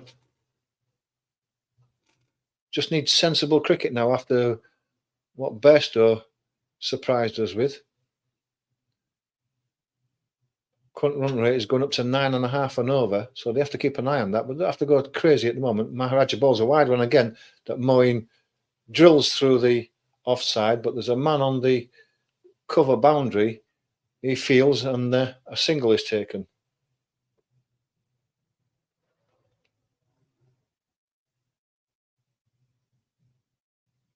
De Kock giving Maharaja a bit of a mouthful there for some reason. Butler to face 17 off 19 balls. Maharaja balling round the wicket to him. Butler hits one high in the air. He's got enough of that. It's going to go out for 6 runs, and it doesn't. It's caught just inside the boundary by the fielder, and England have lost the captain, Butler. I thought for a moment he'd got enough. It was in the air for a long, long time, but it must be a long way to that boundary. And Butler's thrown it away as he's tried to drag one from outside the off stump to the leg side and didn't get enough of it. And England are in trouble here now. Didn't get enough of that. Got it high in the air, and I thought it was so long in the air. I thought it's got to be, but that's caught about 3 or 4 yards just inside the boundary by Klassen, and Butler's gone.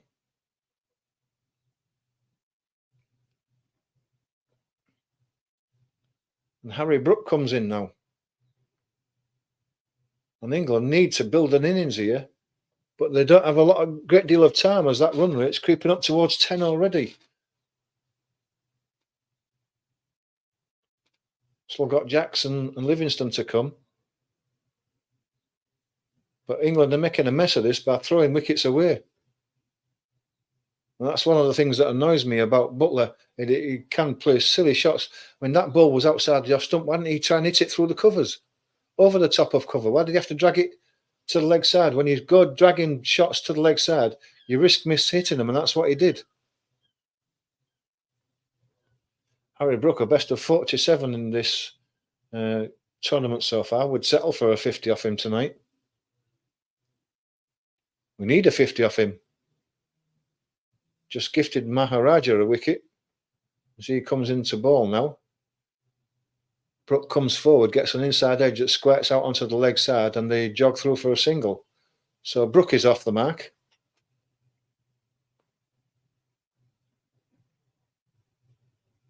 Hit it a long way in the air, did Butler, but Klassen cut that easily inside the boundary.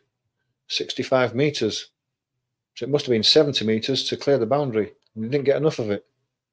Klassen ball into Moeen, and gets a ball that he plays off the back foot through to the man on the cover boundary, and they take another single.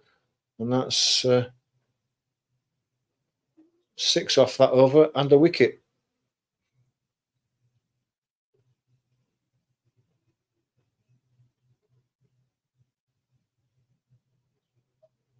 Oh, Klassen, and it almost dropped that. He went to catch it over his head with 2 hands and ended up catching it in the fingers of his right hand. He almost blew that one. He's already dropped a catch once.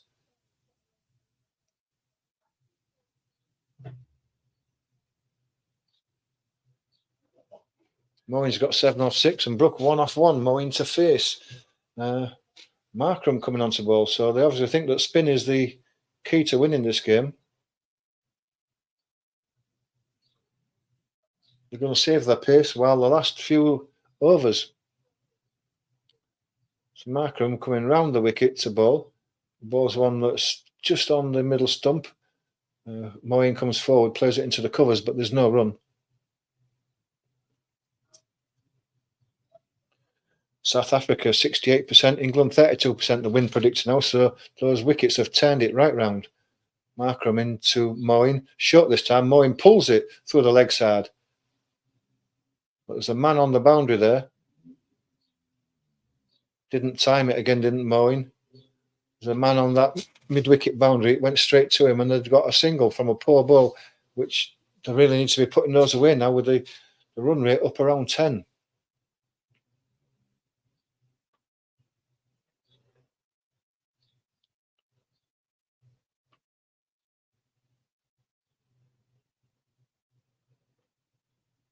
Brook gets a ball that hits through the leg side.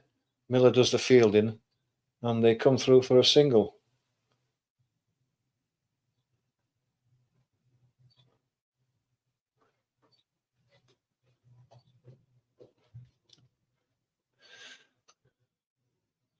mowing again facing. Gets a ball that he pushes into the covers and they run through for a quick single. But the run rate's up at 10.16. So singles are not going to be enough. There's someone going to have to start hitting a couple of boundaries. And that's the pressure that's put on by poor batting early on by Bairstow for one. Markram round over the wicket to bowl to Brook. Ball that's driven straight back to Markram. He does his own fielding and there's no run.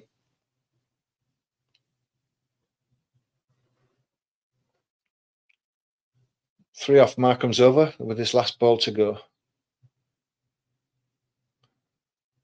Over the wicket. Brook goes back. Hits it to wide mid-on. And they take a single.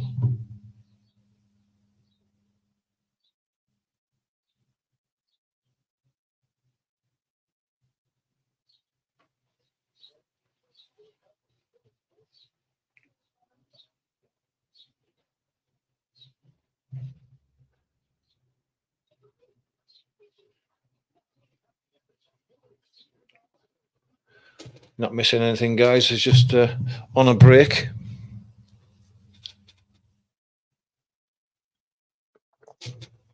These two batsmen haven't got much time to play themselves in now. I think they've got to start going big. They've got to be looking for at least a boundary pair over, probably two, with the run rate being well over 10 now.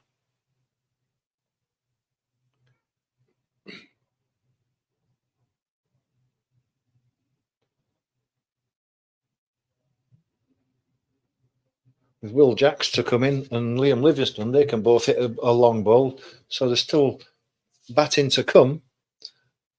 But the pressure is on the England batters now. And if they lose this, they'll have thrown it away.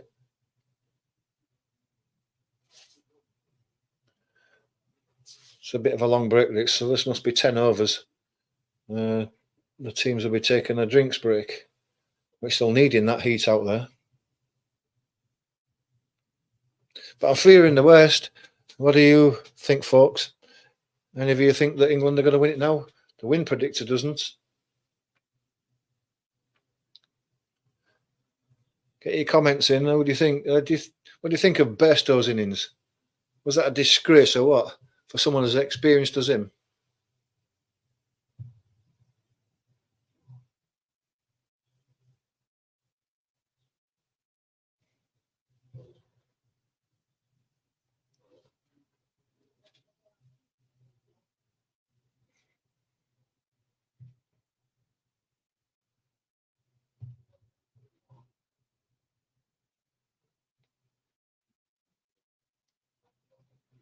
Still not missing anything. Still on the break.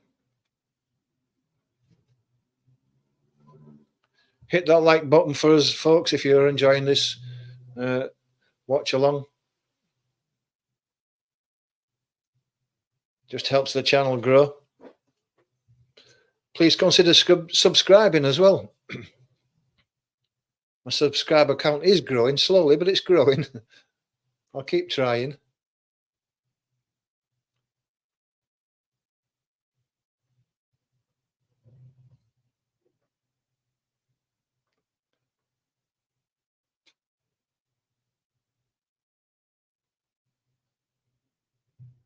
Big thanks to all the guys on X who are watching at the moment. Much appreciated.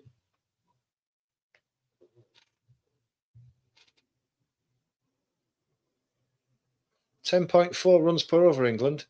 So they're going to have to get a move on as Batman bowls. Brooks stays it through backward point. Man on the third man boundary runs in and they take a single. 61 for 3. Over 7 to 10, you see. England only scored 19 runs. Taking wickets really does knock the scoring rate back.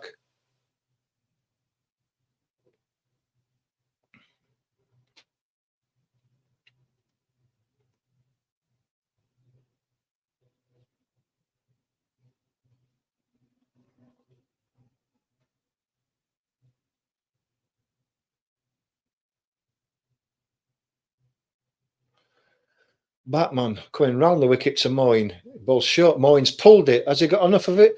He hasn't, and it's caught well inside the boundary by Maharaja, and Moyne's hauled out now. And this is a disaster for England. 61 for 4. And England are getting out to poor balls. That was a short ball that wanted pulling, wanted whacking, and Moyne just didn't hit it.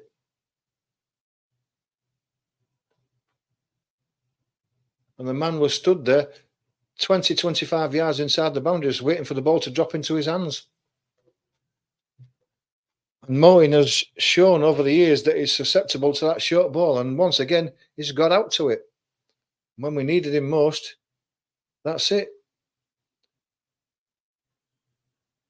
Liam Livingstone. Can he save us? He hasn't had much of a chance so far.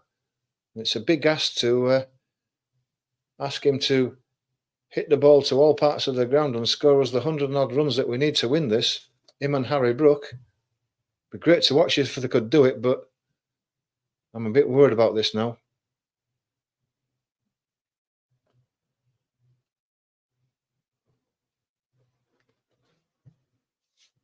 But let's see.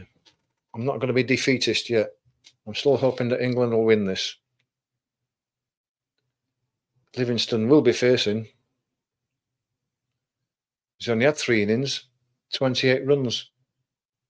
So he's not in great nick. He hadn't batted much at all. It's a lot to ask of him.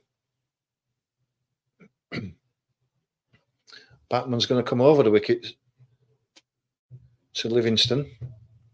And he hasn't got much time to play himself in, Livingstone, before he'll have to start going boundary.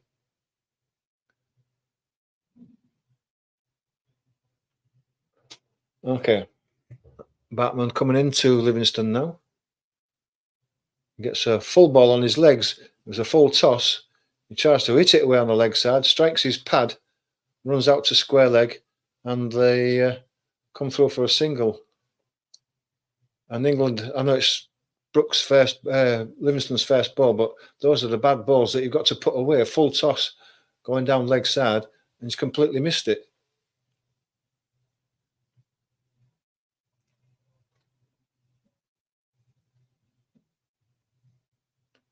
Batman again to Harry Brook, who drives it straight back at the bowler, gets a hand to it, and there's no run.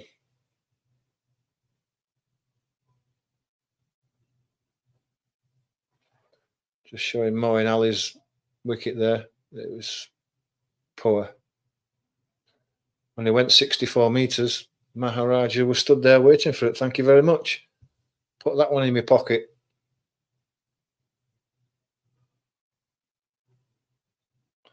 Batman bowls. Livingstone defends. Batman fields. No run. Just a single and a leg by off this so far. Well, just showing how Moeen Ali got out in the West Indies game. Very similar. Short ball. Caught on the leg side. There's a similarity to the way that you can get Moeen Ali out. Batman to complete his over to Brook. Bowls. Brook drives. Goes out to wide mid-on, who's on the edge of the circle, the 30-yard circle, and they jog through for a single. But it's not enough. The run rate is climbing rapidly now. There's only 3 off that over.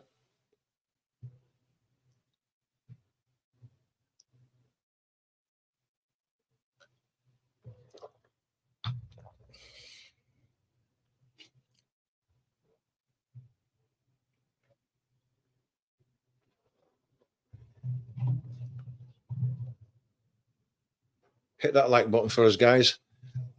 Gives a bit of reaction for my channel. If you're enjoying this live stream, even though England are under the cosh a bit now at 63 for 4 from 11. Nokia back onto ball. He bowls. Full ball to Brook, who turns it to the man at short mid-wicket. Can't prevent him from running through for a single.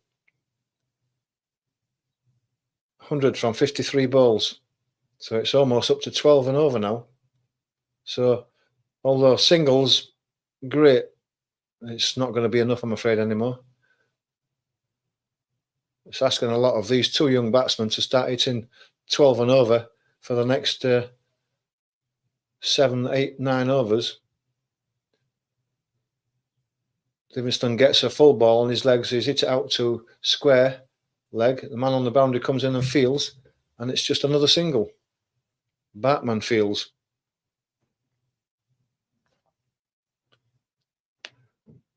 Livingstone 1 off 2 balls. Brooks 6 off 9.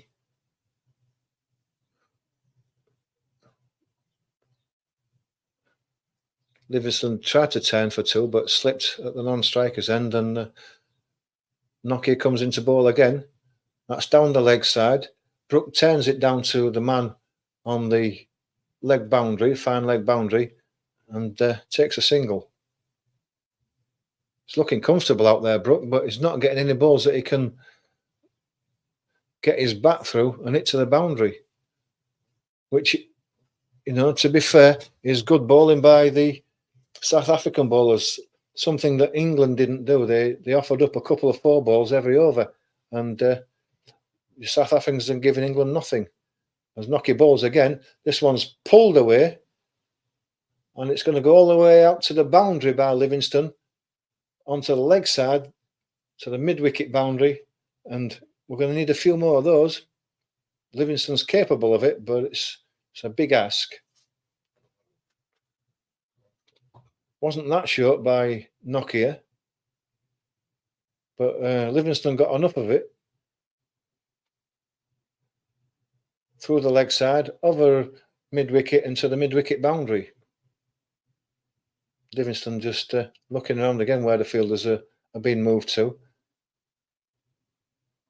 Man being put on the mid-wicket boundary there.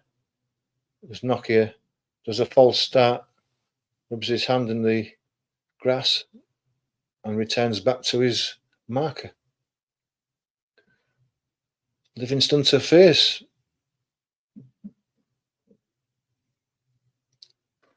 Nokia comes in and bowls. Full.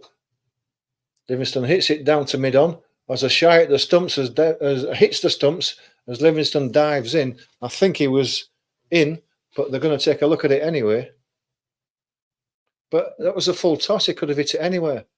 And he hit it straight to mid-on.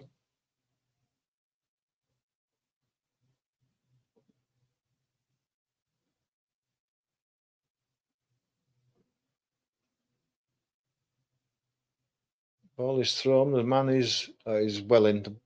Yeah, he's almost level with the stumps as he dives in there. He's well in. But it's desperation for England. A full toss that could have been hit anywhere. Big gaps in the field, and we're finding the fielders. Harry Brook to face. A short ball that Harry Brook pulls through the leg side. There's a man on the mid-wicket boundary. It's gone straight to him, and they take a single. And that's the end of the over. 9 off that last over, but 9's not enough now. As England need 92 off 48.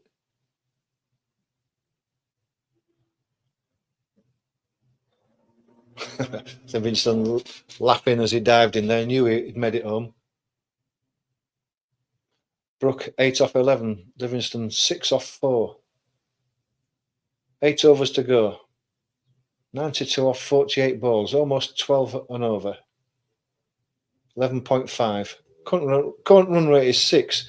It should have been 8 to win this game, and now England have managed to get it up to 11.5. As Maharaja comes on. And this will be the game, this. He'll either get wickets or England will smash him around. This will be where the game's won or lost.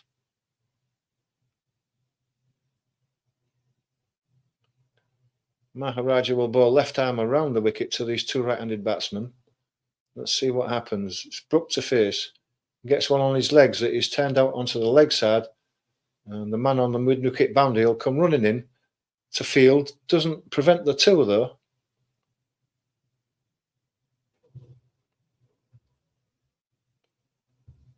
Well placed by Brook. Didn't try to hit it too hard. and they made that second run easily. So Brook back on strike. Maharaja bowls. That's pitched up. Harry Brook tries to drive it straight, but the man at cover manages to get a right hand across to the ball, saves it, and there's no run. Maharaja in again to bowl to Brook. He gets one on his legs that is flayed away to the backward square leg boundary, and the man on the boundary can't get that. He's hit that far too well. Much needed boundary. Brook on to 14 from 14 now. Just pitched it on the leg stump, and Brook has managed to sweep it down there to the fine leg. It wasn't fine leg, it was the backward square. He bowls again, gets a ball that is hit straight. Bowler feels almost a caught and bowled, but there's no run. 6 off the over so far. It's not enough with 2 balls to go. Need another boundary. Wide, cut by Brook. But there's a man on the cover point boundary. He's managed to pick him out. They've made it through for 2.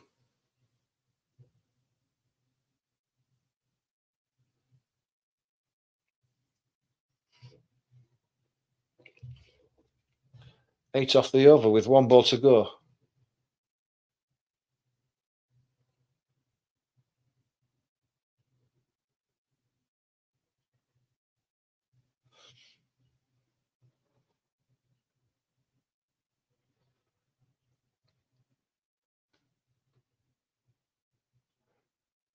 Brook to face the last ball of the over. Maharaja in. Tries to sweep it. He only gets a top edge. It goes down to the man on the fine leg edge of the circle. To run through for a single. Top edge that didn't go very far. 9 runs off the over. Normally would be good, but it's not enough. England need 83 from 42.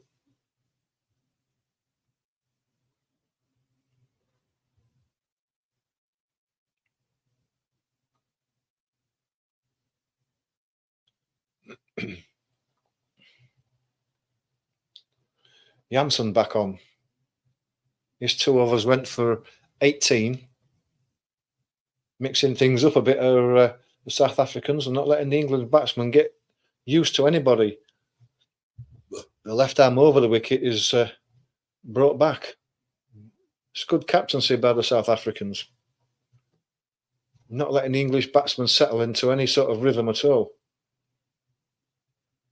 With all these decent fast bowlers that the South Africans have got, it's going to be very difficult to take 12 and over off all of them.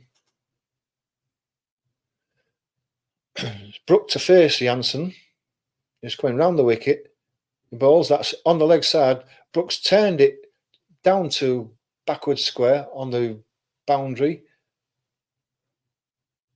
And they take a single, managing to pick the fielders out. Brook 18 off 18. Livingston 6. He's only faced 4 balls, but Livingston's on strike now. What can he do with Janssen? I guess he's still going to bowl round the wicket to the right-hander.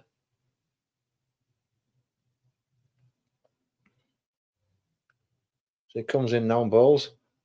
And that one was going down the leg side. It was short. Livingston stood there and tried to heave it on the leg side. It's managed to hit him on the hip and gone nowhere, and there's no run. They're trying to hit the big shots, but it's a big ask now.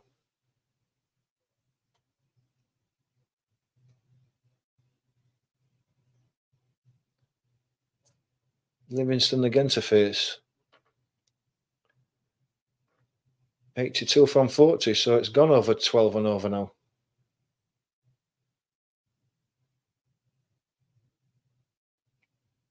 Janssen bowls. Livingston comes down the wicket and hits it over the top of the covers. The man on the cover boundary takes it on the first bounce and they get a single.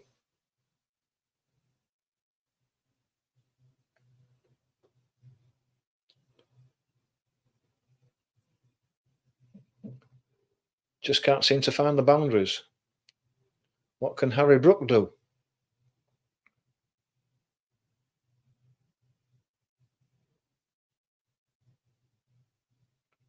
Janssen bowls.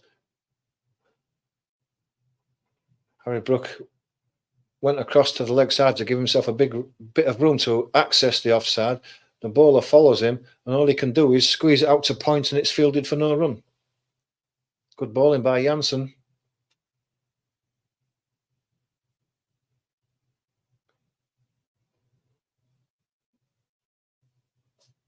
England backroom staff are smiling, but they can't be happy with this so far as Janssen bowls in. It's smashed off the stumps through cover point. The cover point man on the boundary can't get there, and Brook has found a boundary.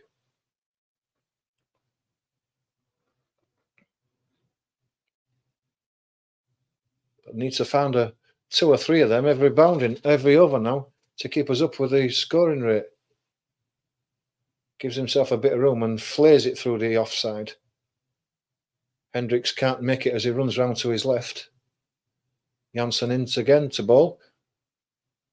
Brook goes outside the off stump to ramp a ball down the leg side over the keeper, misses it completely. He looks for the wide, but because he'd gone across to the offside, the umpire's not given it.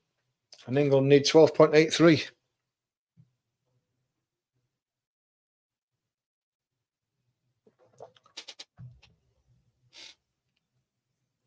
Few glum faces in the England crowd now.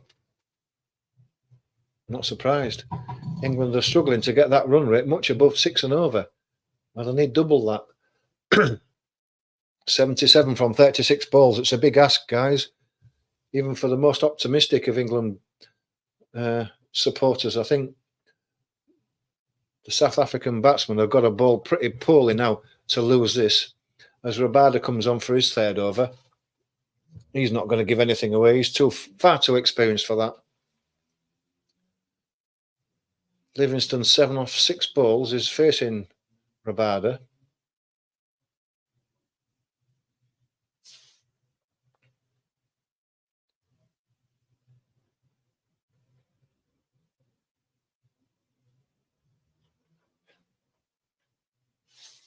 Rabada comes into bowl. Livingston's smashed that. A ball that was full on his off stump. He's managed to get it over the top of square leg for 6 runs. Got that right in the middle. Rabada won't be happy with that one. England needed that desperately. Just short of a length on the off stump, and he's managed to get underneath it and help it over square leg. Big swing of that big bat across the line, and he's connected perfectly, and that's gone miles into the boundary. England need a few more of those as Rabada bowls again. And Livingston pulls it again, not timed it right this time. It's gone to the man on the mid-wicket boundary, Klassen, who feels it on the first bounce, come through for a single. Can Brook keep the momentum going?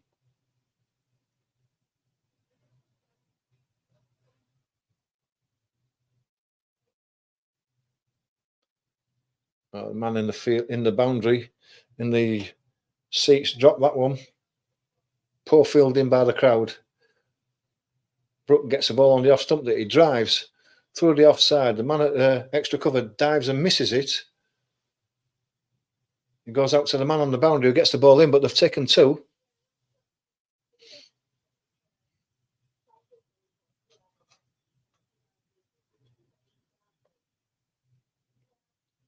"96 for 4.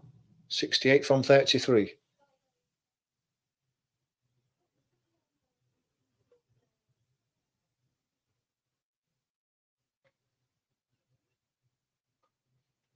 Brook to face. 24 off 22. Rabada bowls. Wide of the off stump. He hits it through a backward point, and that's gone all the way for 4 runs. A great shot by Brook there. Really timed that one nicely. Got it in the gap between the third man on the cover, on the circle, the 30-yard circle, and the backward point, the big gap there, and he's found it. And that's gone for 4. And Brook goes to 28 from 23. So he's accelerating nicely. And that's 13 off this over. So one more boundary, he really does nicely.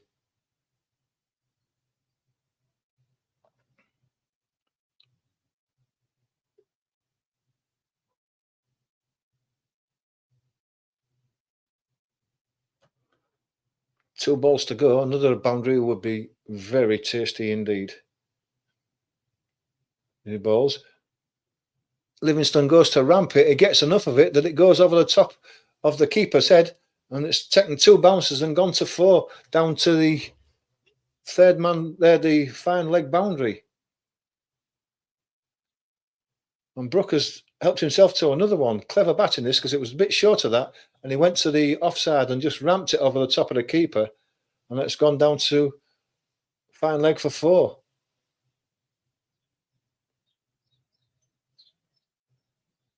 Brook again has Rabada the balls his last ball. He pulls in the leg side.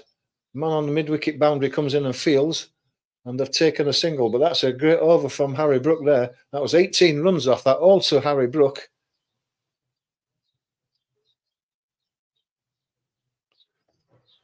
And that's kept England in it still. 18 off that. Another 18 off the next over would be superb. That will bring the scoring rate right down again. Harry Brook, inventive in that over, hit the ball all over the place.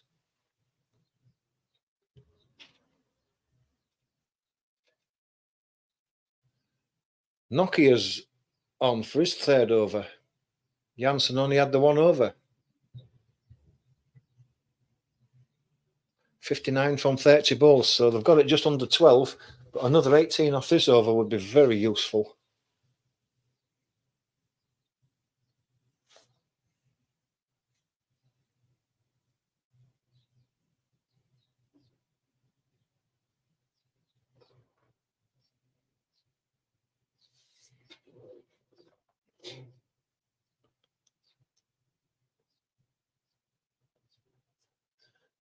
Can they smash Nokia around as he comes into ball to Brook? Brook comes down the wicket, hits it over the man at mid-off, who was on the edge of the circle, and that's taken 2 bounces and gone for 4. That's brilliant by Harry Brook.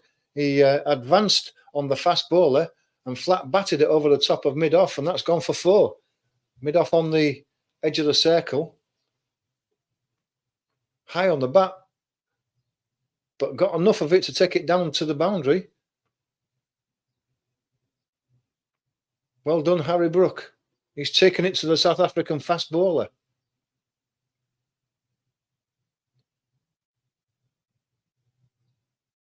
Nokia in again.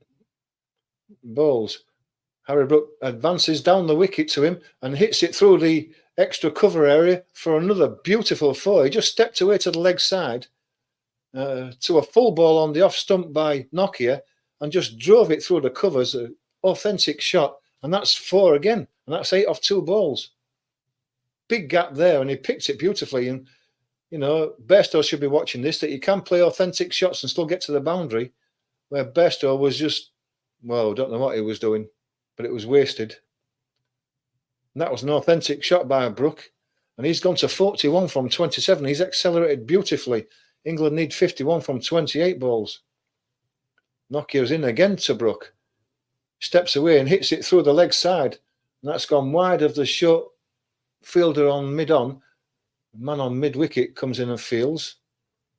And they've got a single. 9 off 3 balls. Livingston now on strike.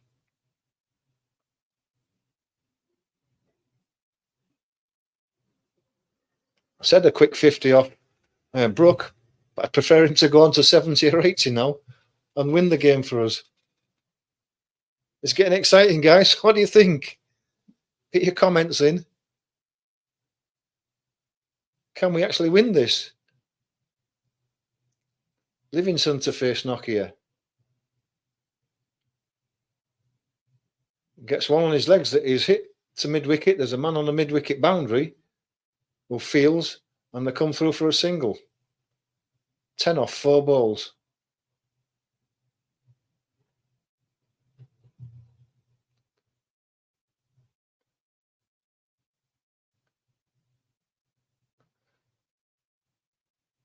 I'm just going through some of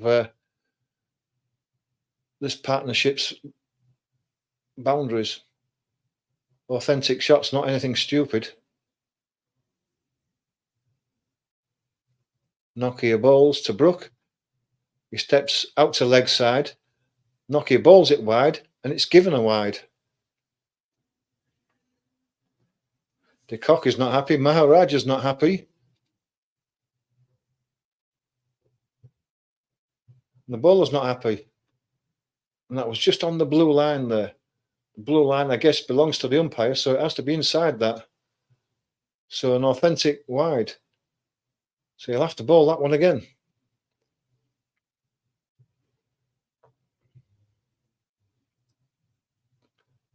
Nokia into Harry Brook again. He bowls. That's on his legs, and he's managed to flick it away. There's a man on the square leg boundary who picks the ball up, gets it in, and they take a single. Unlucky there for Brook because he hit that well. He's managed to pick the man on the square leg boundary. It's getting exciting now, people. What do you think? Come on, Harry Brook and Livingston, keep it going. 47 off 25. Nokia in again to Livingston. He swings hard at it, hits it down to mid-on. The man on the boundary comes in, returns it, and that's a single. I think Livingston there was looking to get underneath that ball and hit it for 6, but it was too full. He drove it all the way along the ground to mid-on. That's the end of the over.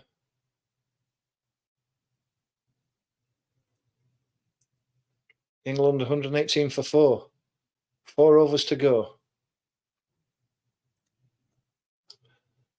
The South African bowling figures just taking a bit of a battering. A couple of overs ago, they were looking quite good, but now some of them are getting up to 10 and over. Looks like they're going back to the Bartman. This young kid, they obviously think he's got the temperament for a tight finish like this. England want to get after him.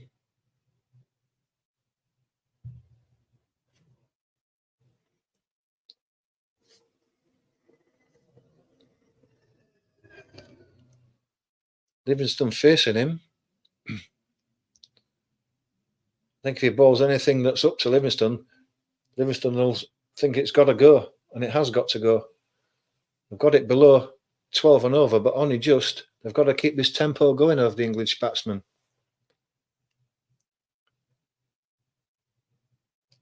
Livingston settles as the batman sets off on his run.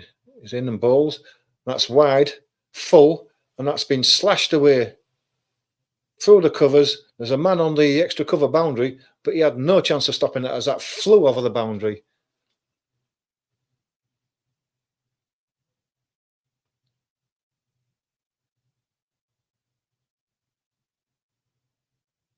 I think they're maybe checking. Did that go for 4 or 6?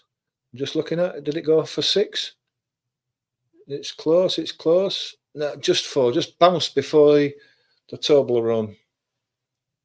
A couple of inches before it. It had been another couple of inches further. They've hit the Toblerone without a bounce, and that's 6. So Batman's in again to bowl to Livingston. He bowls full and wide. He's done the same thing again, and this time I was going to say that Livingston has hit it for 6, but again, he's hit it in the same area, just a bit further to the right of the man on the extra cover boundary, but it's again 1 bounce 4. I thought he'd got enough of it this time, but he's hit it a bit further, a bit straighter.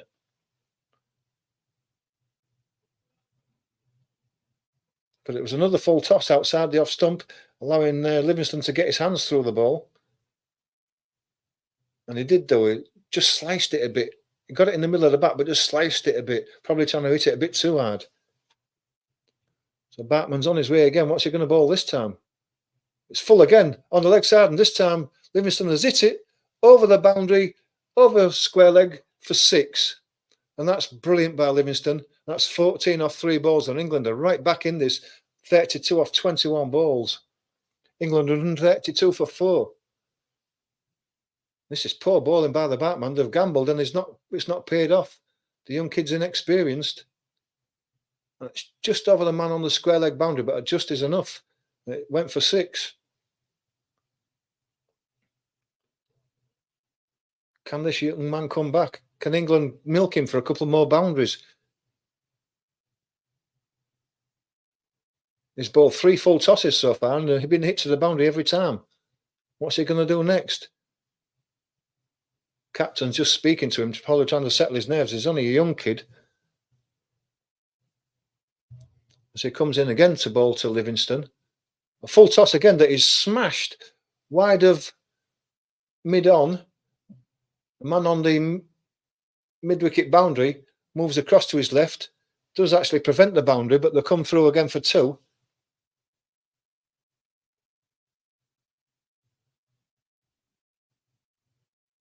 Just didn't quite seem to time it.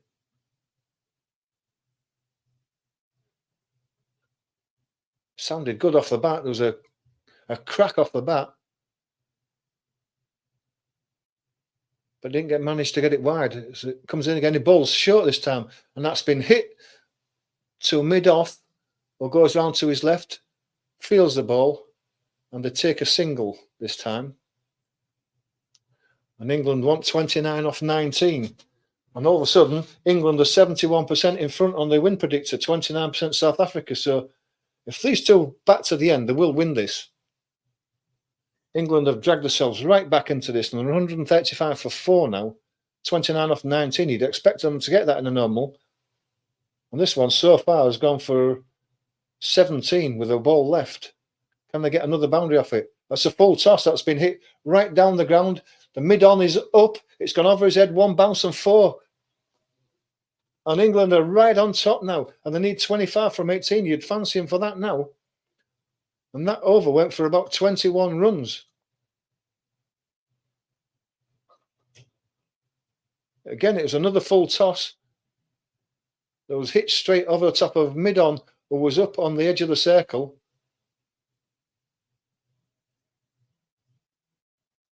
And Harry Brook and Liam Livingstone are winning this game for us. 25 off 18 all of a sudden is not a bad asking rate at all. 139 for 4 with 3 overs to go.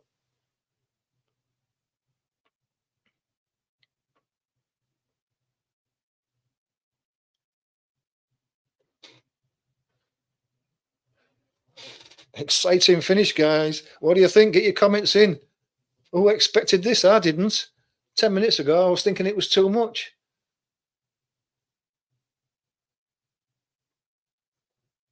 And now England are favourites to win it and go through.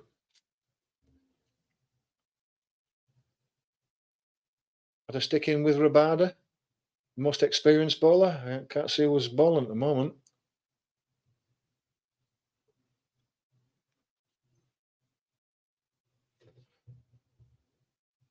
That's a full toss that's driven straight back at Rabada.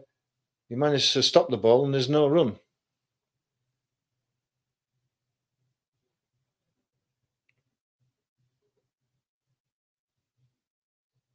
Manages to get his left hand down in his follow through to stop that ball. Yes, that would have been going to the boundary as well.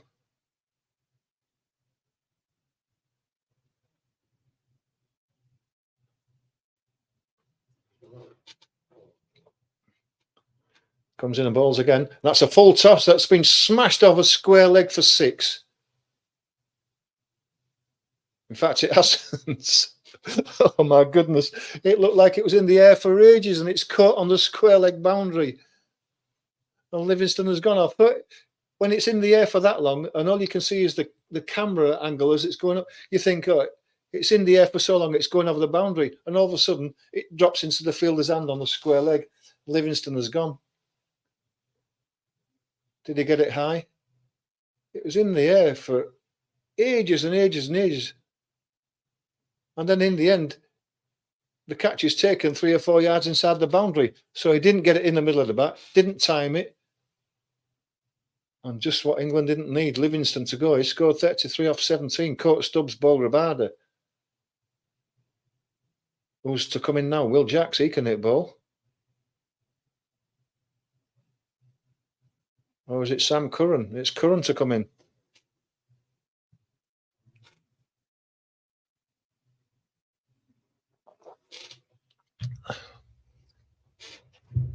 No, I can't believe that Curran's going to be facing. Surely the batsman must have crossed while that ball was in the air, so that at least Brook would have been facing now, but they must have stood there and watched the ball instead of running. If he gets caught, at least they've crossed and Brook's facing, but now Curran's facing. That's poor by England, that. While the ball was in the air, they could have crossed. Okay, so Livingston was out, but at least Brook would have been facing now, and he's not. And we need Brook facing. It's a lot to ask Sam Curran to carry on hitting the ball to the boundary like what Livingston was. But let's see.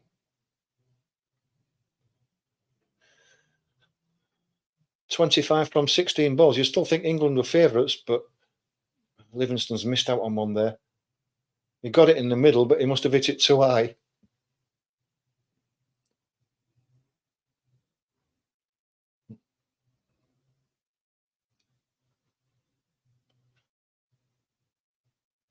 Rabada he turns it off his legs.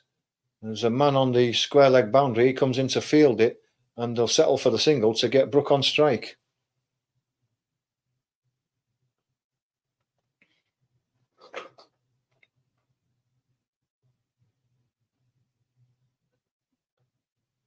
When I was watching that ball, the camera was on the ball in the air, and I thought, it's been in the air for so long, it's got to be 6. And there was nobody more surprised than me when it fell into the fielder's hands. I couldn't believe it.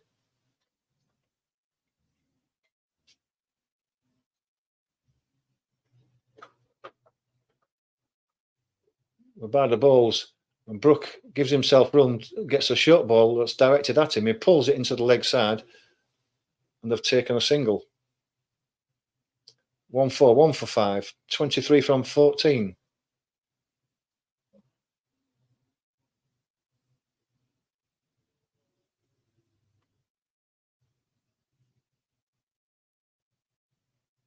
Good bowling by Rabada. He's experienced here, isn't he? He's bowling to Curran now. And gets one on his legs. He turns it into the leg side. Man on the mid-wicket boundary comes in, fields, and they take another single. 22 from 13. Slow ball by Rabada there. Run his fingers down the right-hand side of the ball. Can Brook get us a boundary off this final ball of the over? Exciting finish.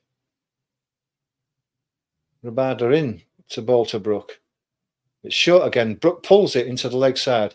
Can they get 2? No, they can't. It goes out to the man, Miller, on the mid-wicket boundary. But as it was last ball of the over, single's good enough because Brook's facing the next over, and England want 21 from 12. Who's your favourites, guys? 21 from 12. It's going to be a tight one. Need a couple of boundaries in this over. Don't want to leave too many for the last 6 balls. But an exciting finish.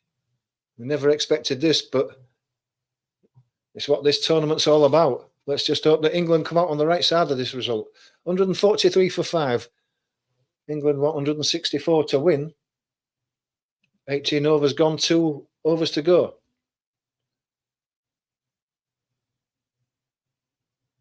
Don't know who's bowling this next over. Maybe Nokia again. No, it looks like it's Janssen to bowl. The left arm over to Brook. He gets a full one that Brook swings at. Tries to drill it down the offside. Gets a thick inside edge, and the ball just dribbles back to the bowler. No run.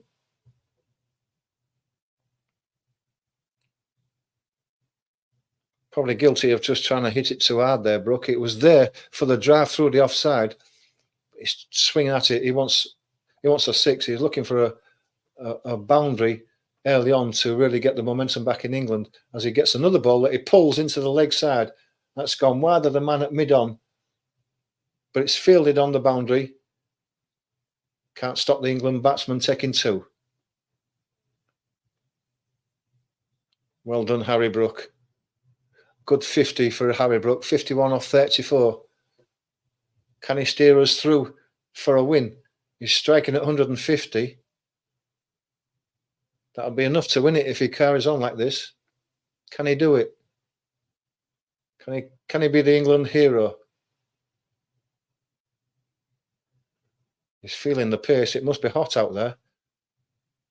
Just getting a few lungfuls of air as he prepares to face the next ball.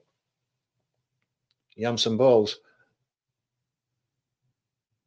Well, he bowls wide of the offside, following Harry Brook as he tries to go to the offside to get the ramp in, and the ball hits him. It just dribbles out near the stumps. They take a leg by, I guess that was. 18 from 9, so it's back to 2 a ball again. What can Curran do? We need a couple of boundaries in these last 3 balls to take it to around 10 and over. 10 off the last 6 balls. We don't want it in 12s because that's going to be too much. What can Sam Curran do? The men are all on the boundary on the leg side. There's nobody in short, but they know that singles are not enough for England. They're looking for the boundaries. Can they get underneath one? Can he hit a 6? Janssen bowls. It's pulled into the leg side, but there's a man on that wide mid-wicket boundary who feels the ball and take a single. But at least Harry Brook's back on strike. 17 from 8. Harry Brook needs 2 boundaries from these last 2 balls. Preferably one of them a 6.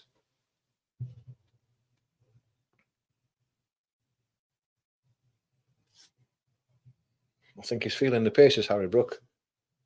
Hope he's not too tired to win this for England. Janssen bowls. Brook gets underneath it. He's sliced it high in the air. It drops short of the man of the mid-wicket boundary who's running. They've just got a single. It's got to be a 6 from this last ball. It's just got to be leaving us 10 from the last over, because anything less than that's going to be too much. 148 for 5. Still go back to what Bairstow did early on. That's where it was lost, when he was flaying about all over. Curran gets a ball on his legs that he pulls into the leg side. Mid-wicket comes in, feels the ball. He can't prevent the 2. But England want 14 from the last over. Yeah, early on, if you didn't see, you weren't with us then, Johnny Bairstow played a real strange innings. He was swinging away like a rusty garden gate in the wind and didn't get anywhere and ended up hauling out. It was a real strange innings after the one he played against the West Indies, and I think that's where we lost it. We needed a bit of composure there, and Bairstow, for all his experience, had none of it, showed none of it.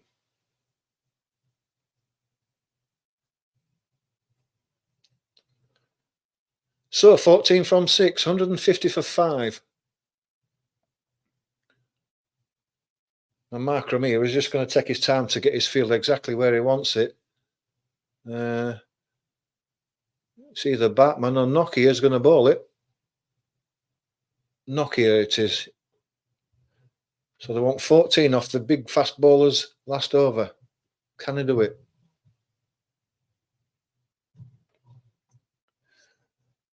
Harry Brook to face. He bowls, steps away, hits one high in the air.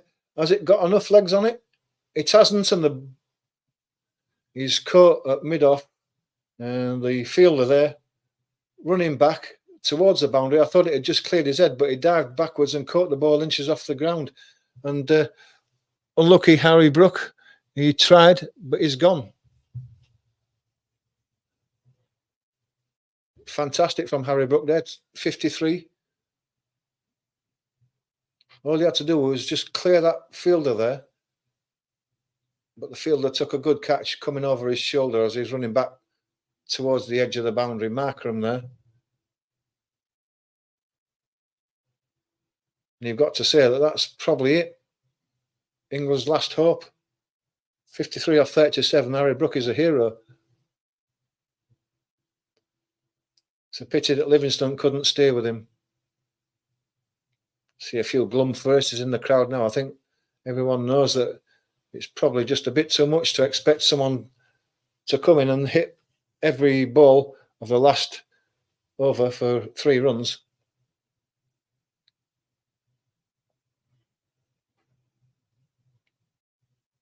Especially when you see it's Jofra Archer coming in. When he first started playing for England, they all said he could hit a ball, but we haven't seen any of that. Maybe now's his time. Come off the hour, come off the man. Come on, Jofra. Get those big levers underneath a couple of balls, and a couple of sixes will do.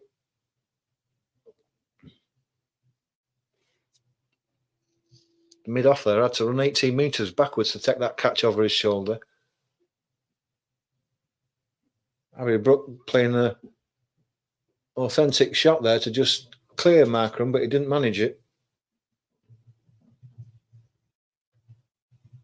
As he bowls, Jofra Archer swings at one down the leg side, gets it away. Man on the mid-wicket boundary comes in and it's a single. 13 from 4. Sam Curran in to face, not known for his big hitting.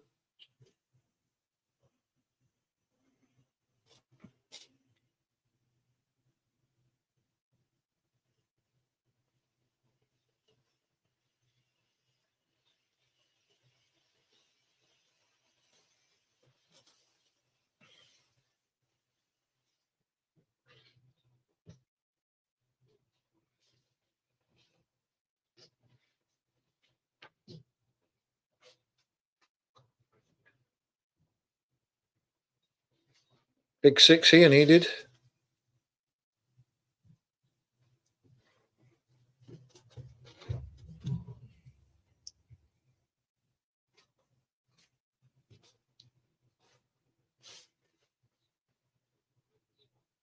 Sam Curran to hit it. Nokia in. Bowls. It's on his legs and he's flicked it away and it's gone to the boundary down at fine leg as the fine leg fielder is on the edge of the circle. So it's 9 from 3 now. Poor bowling by Nokia. He bowled down the leg side and Curran's managed to flick it away.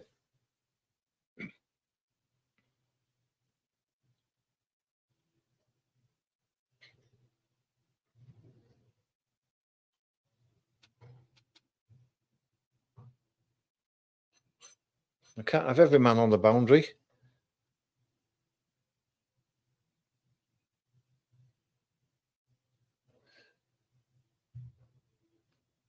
Six and a 4 will do it. Not much to ask.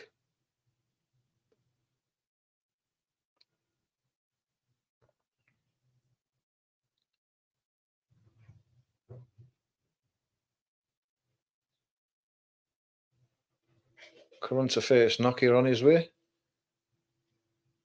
And he gets a full toss on his legs that he's hit into the leg side, but his leg side is packed on that boundary there. Mid-wicket fields it, and it's a single.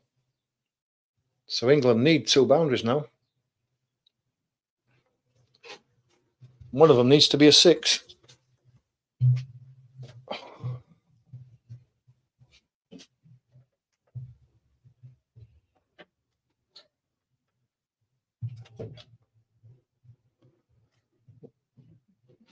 What can big Jofra Archer do? Can he get underneath the ball and smash it over the boundary? As England need 9 to win from 2 balls. Nokia in. Curran smashes one down.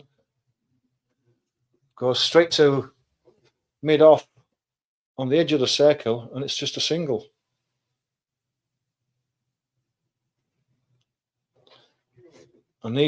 England need 8 from 1 ball, so as long as Nokia doesn't bowl a wide or a no ball, that's game over. Asking a lot of Curran to smash Nokia for a 6. So final ball. Come on, Nokia, bowl a wide or a no ball.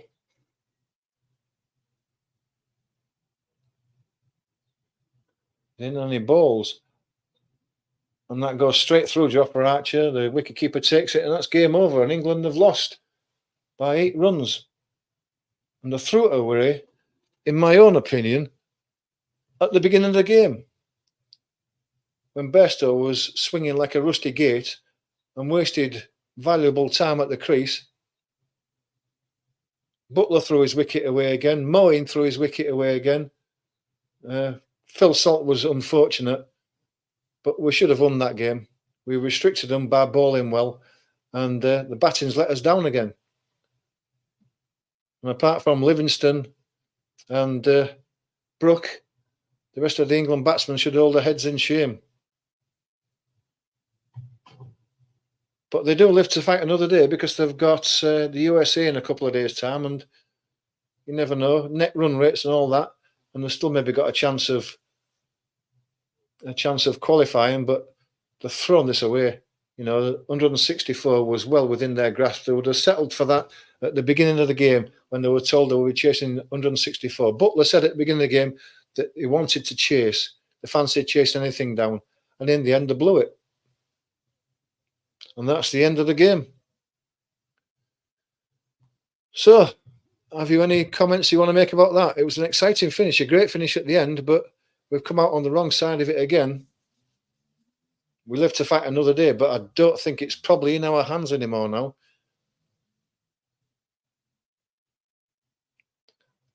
Does anybody want to say anything? A comment? Where do you think we lost it? I blame Bairstow, personally, but there you go.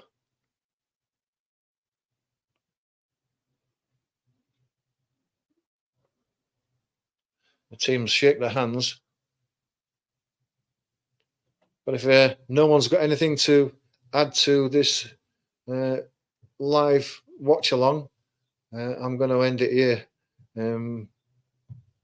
Please hit the notification for further live watch alongs with me. Certainly for Tuesday when England play their last game in the group stages. We'll be doing a live watch along with that. Maybe a couple of other games during the weekend. We'll see. But thanks for all those who have watched. Thanks to you guys on X there. Much appreciated. Smash the like if you've enjoyed it today. And please consider subscribing. But until my next live watch along, thanks a lot. Time out.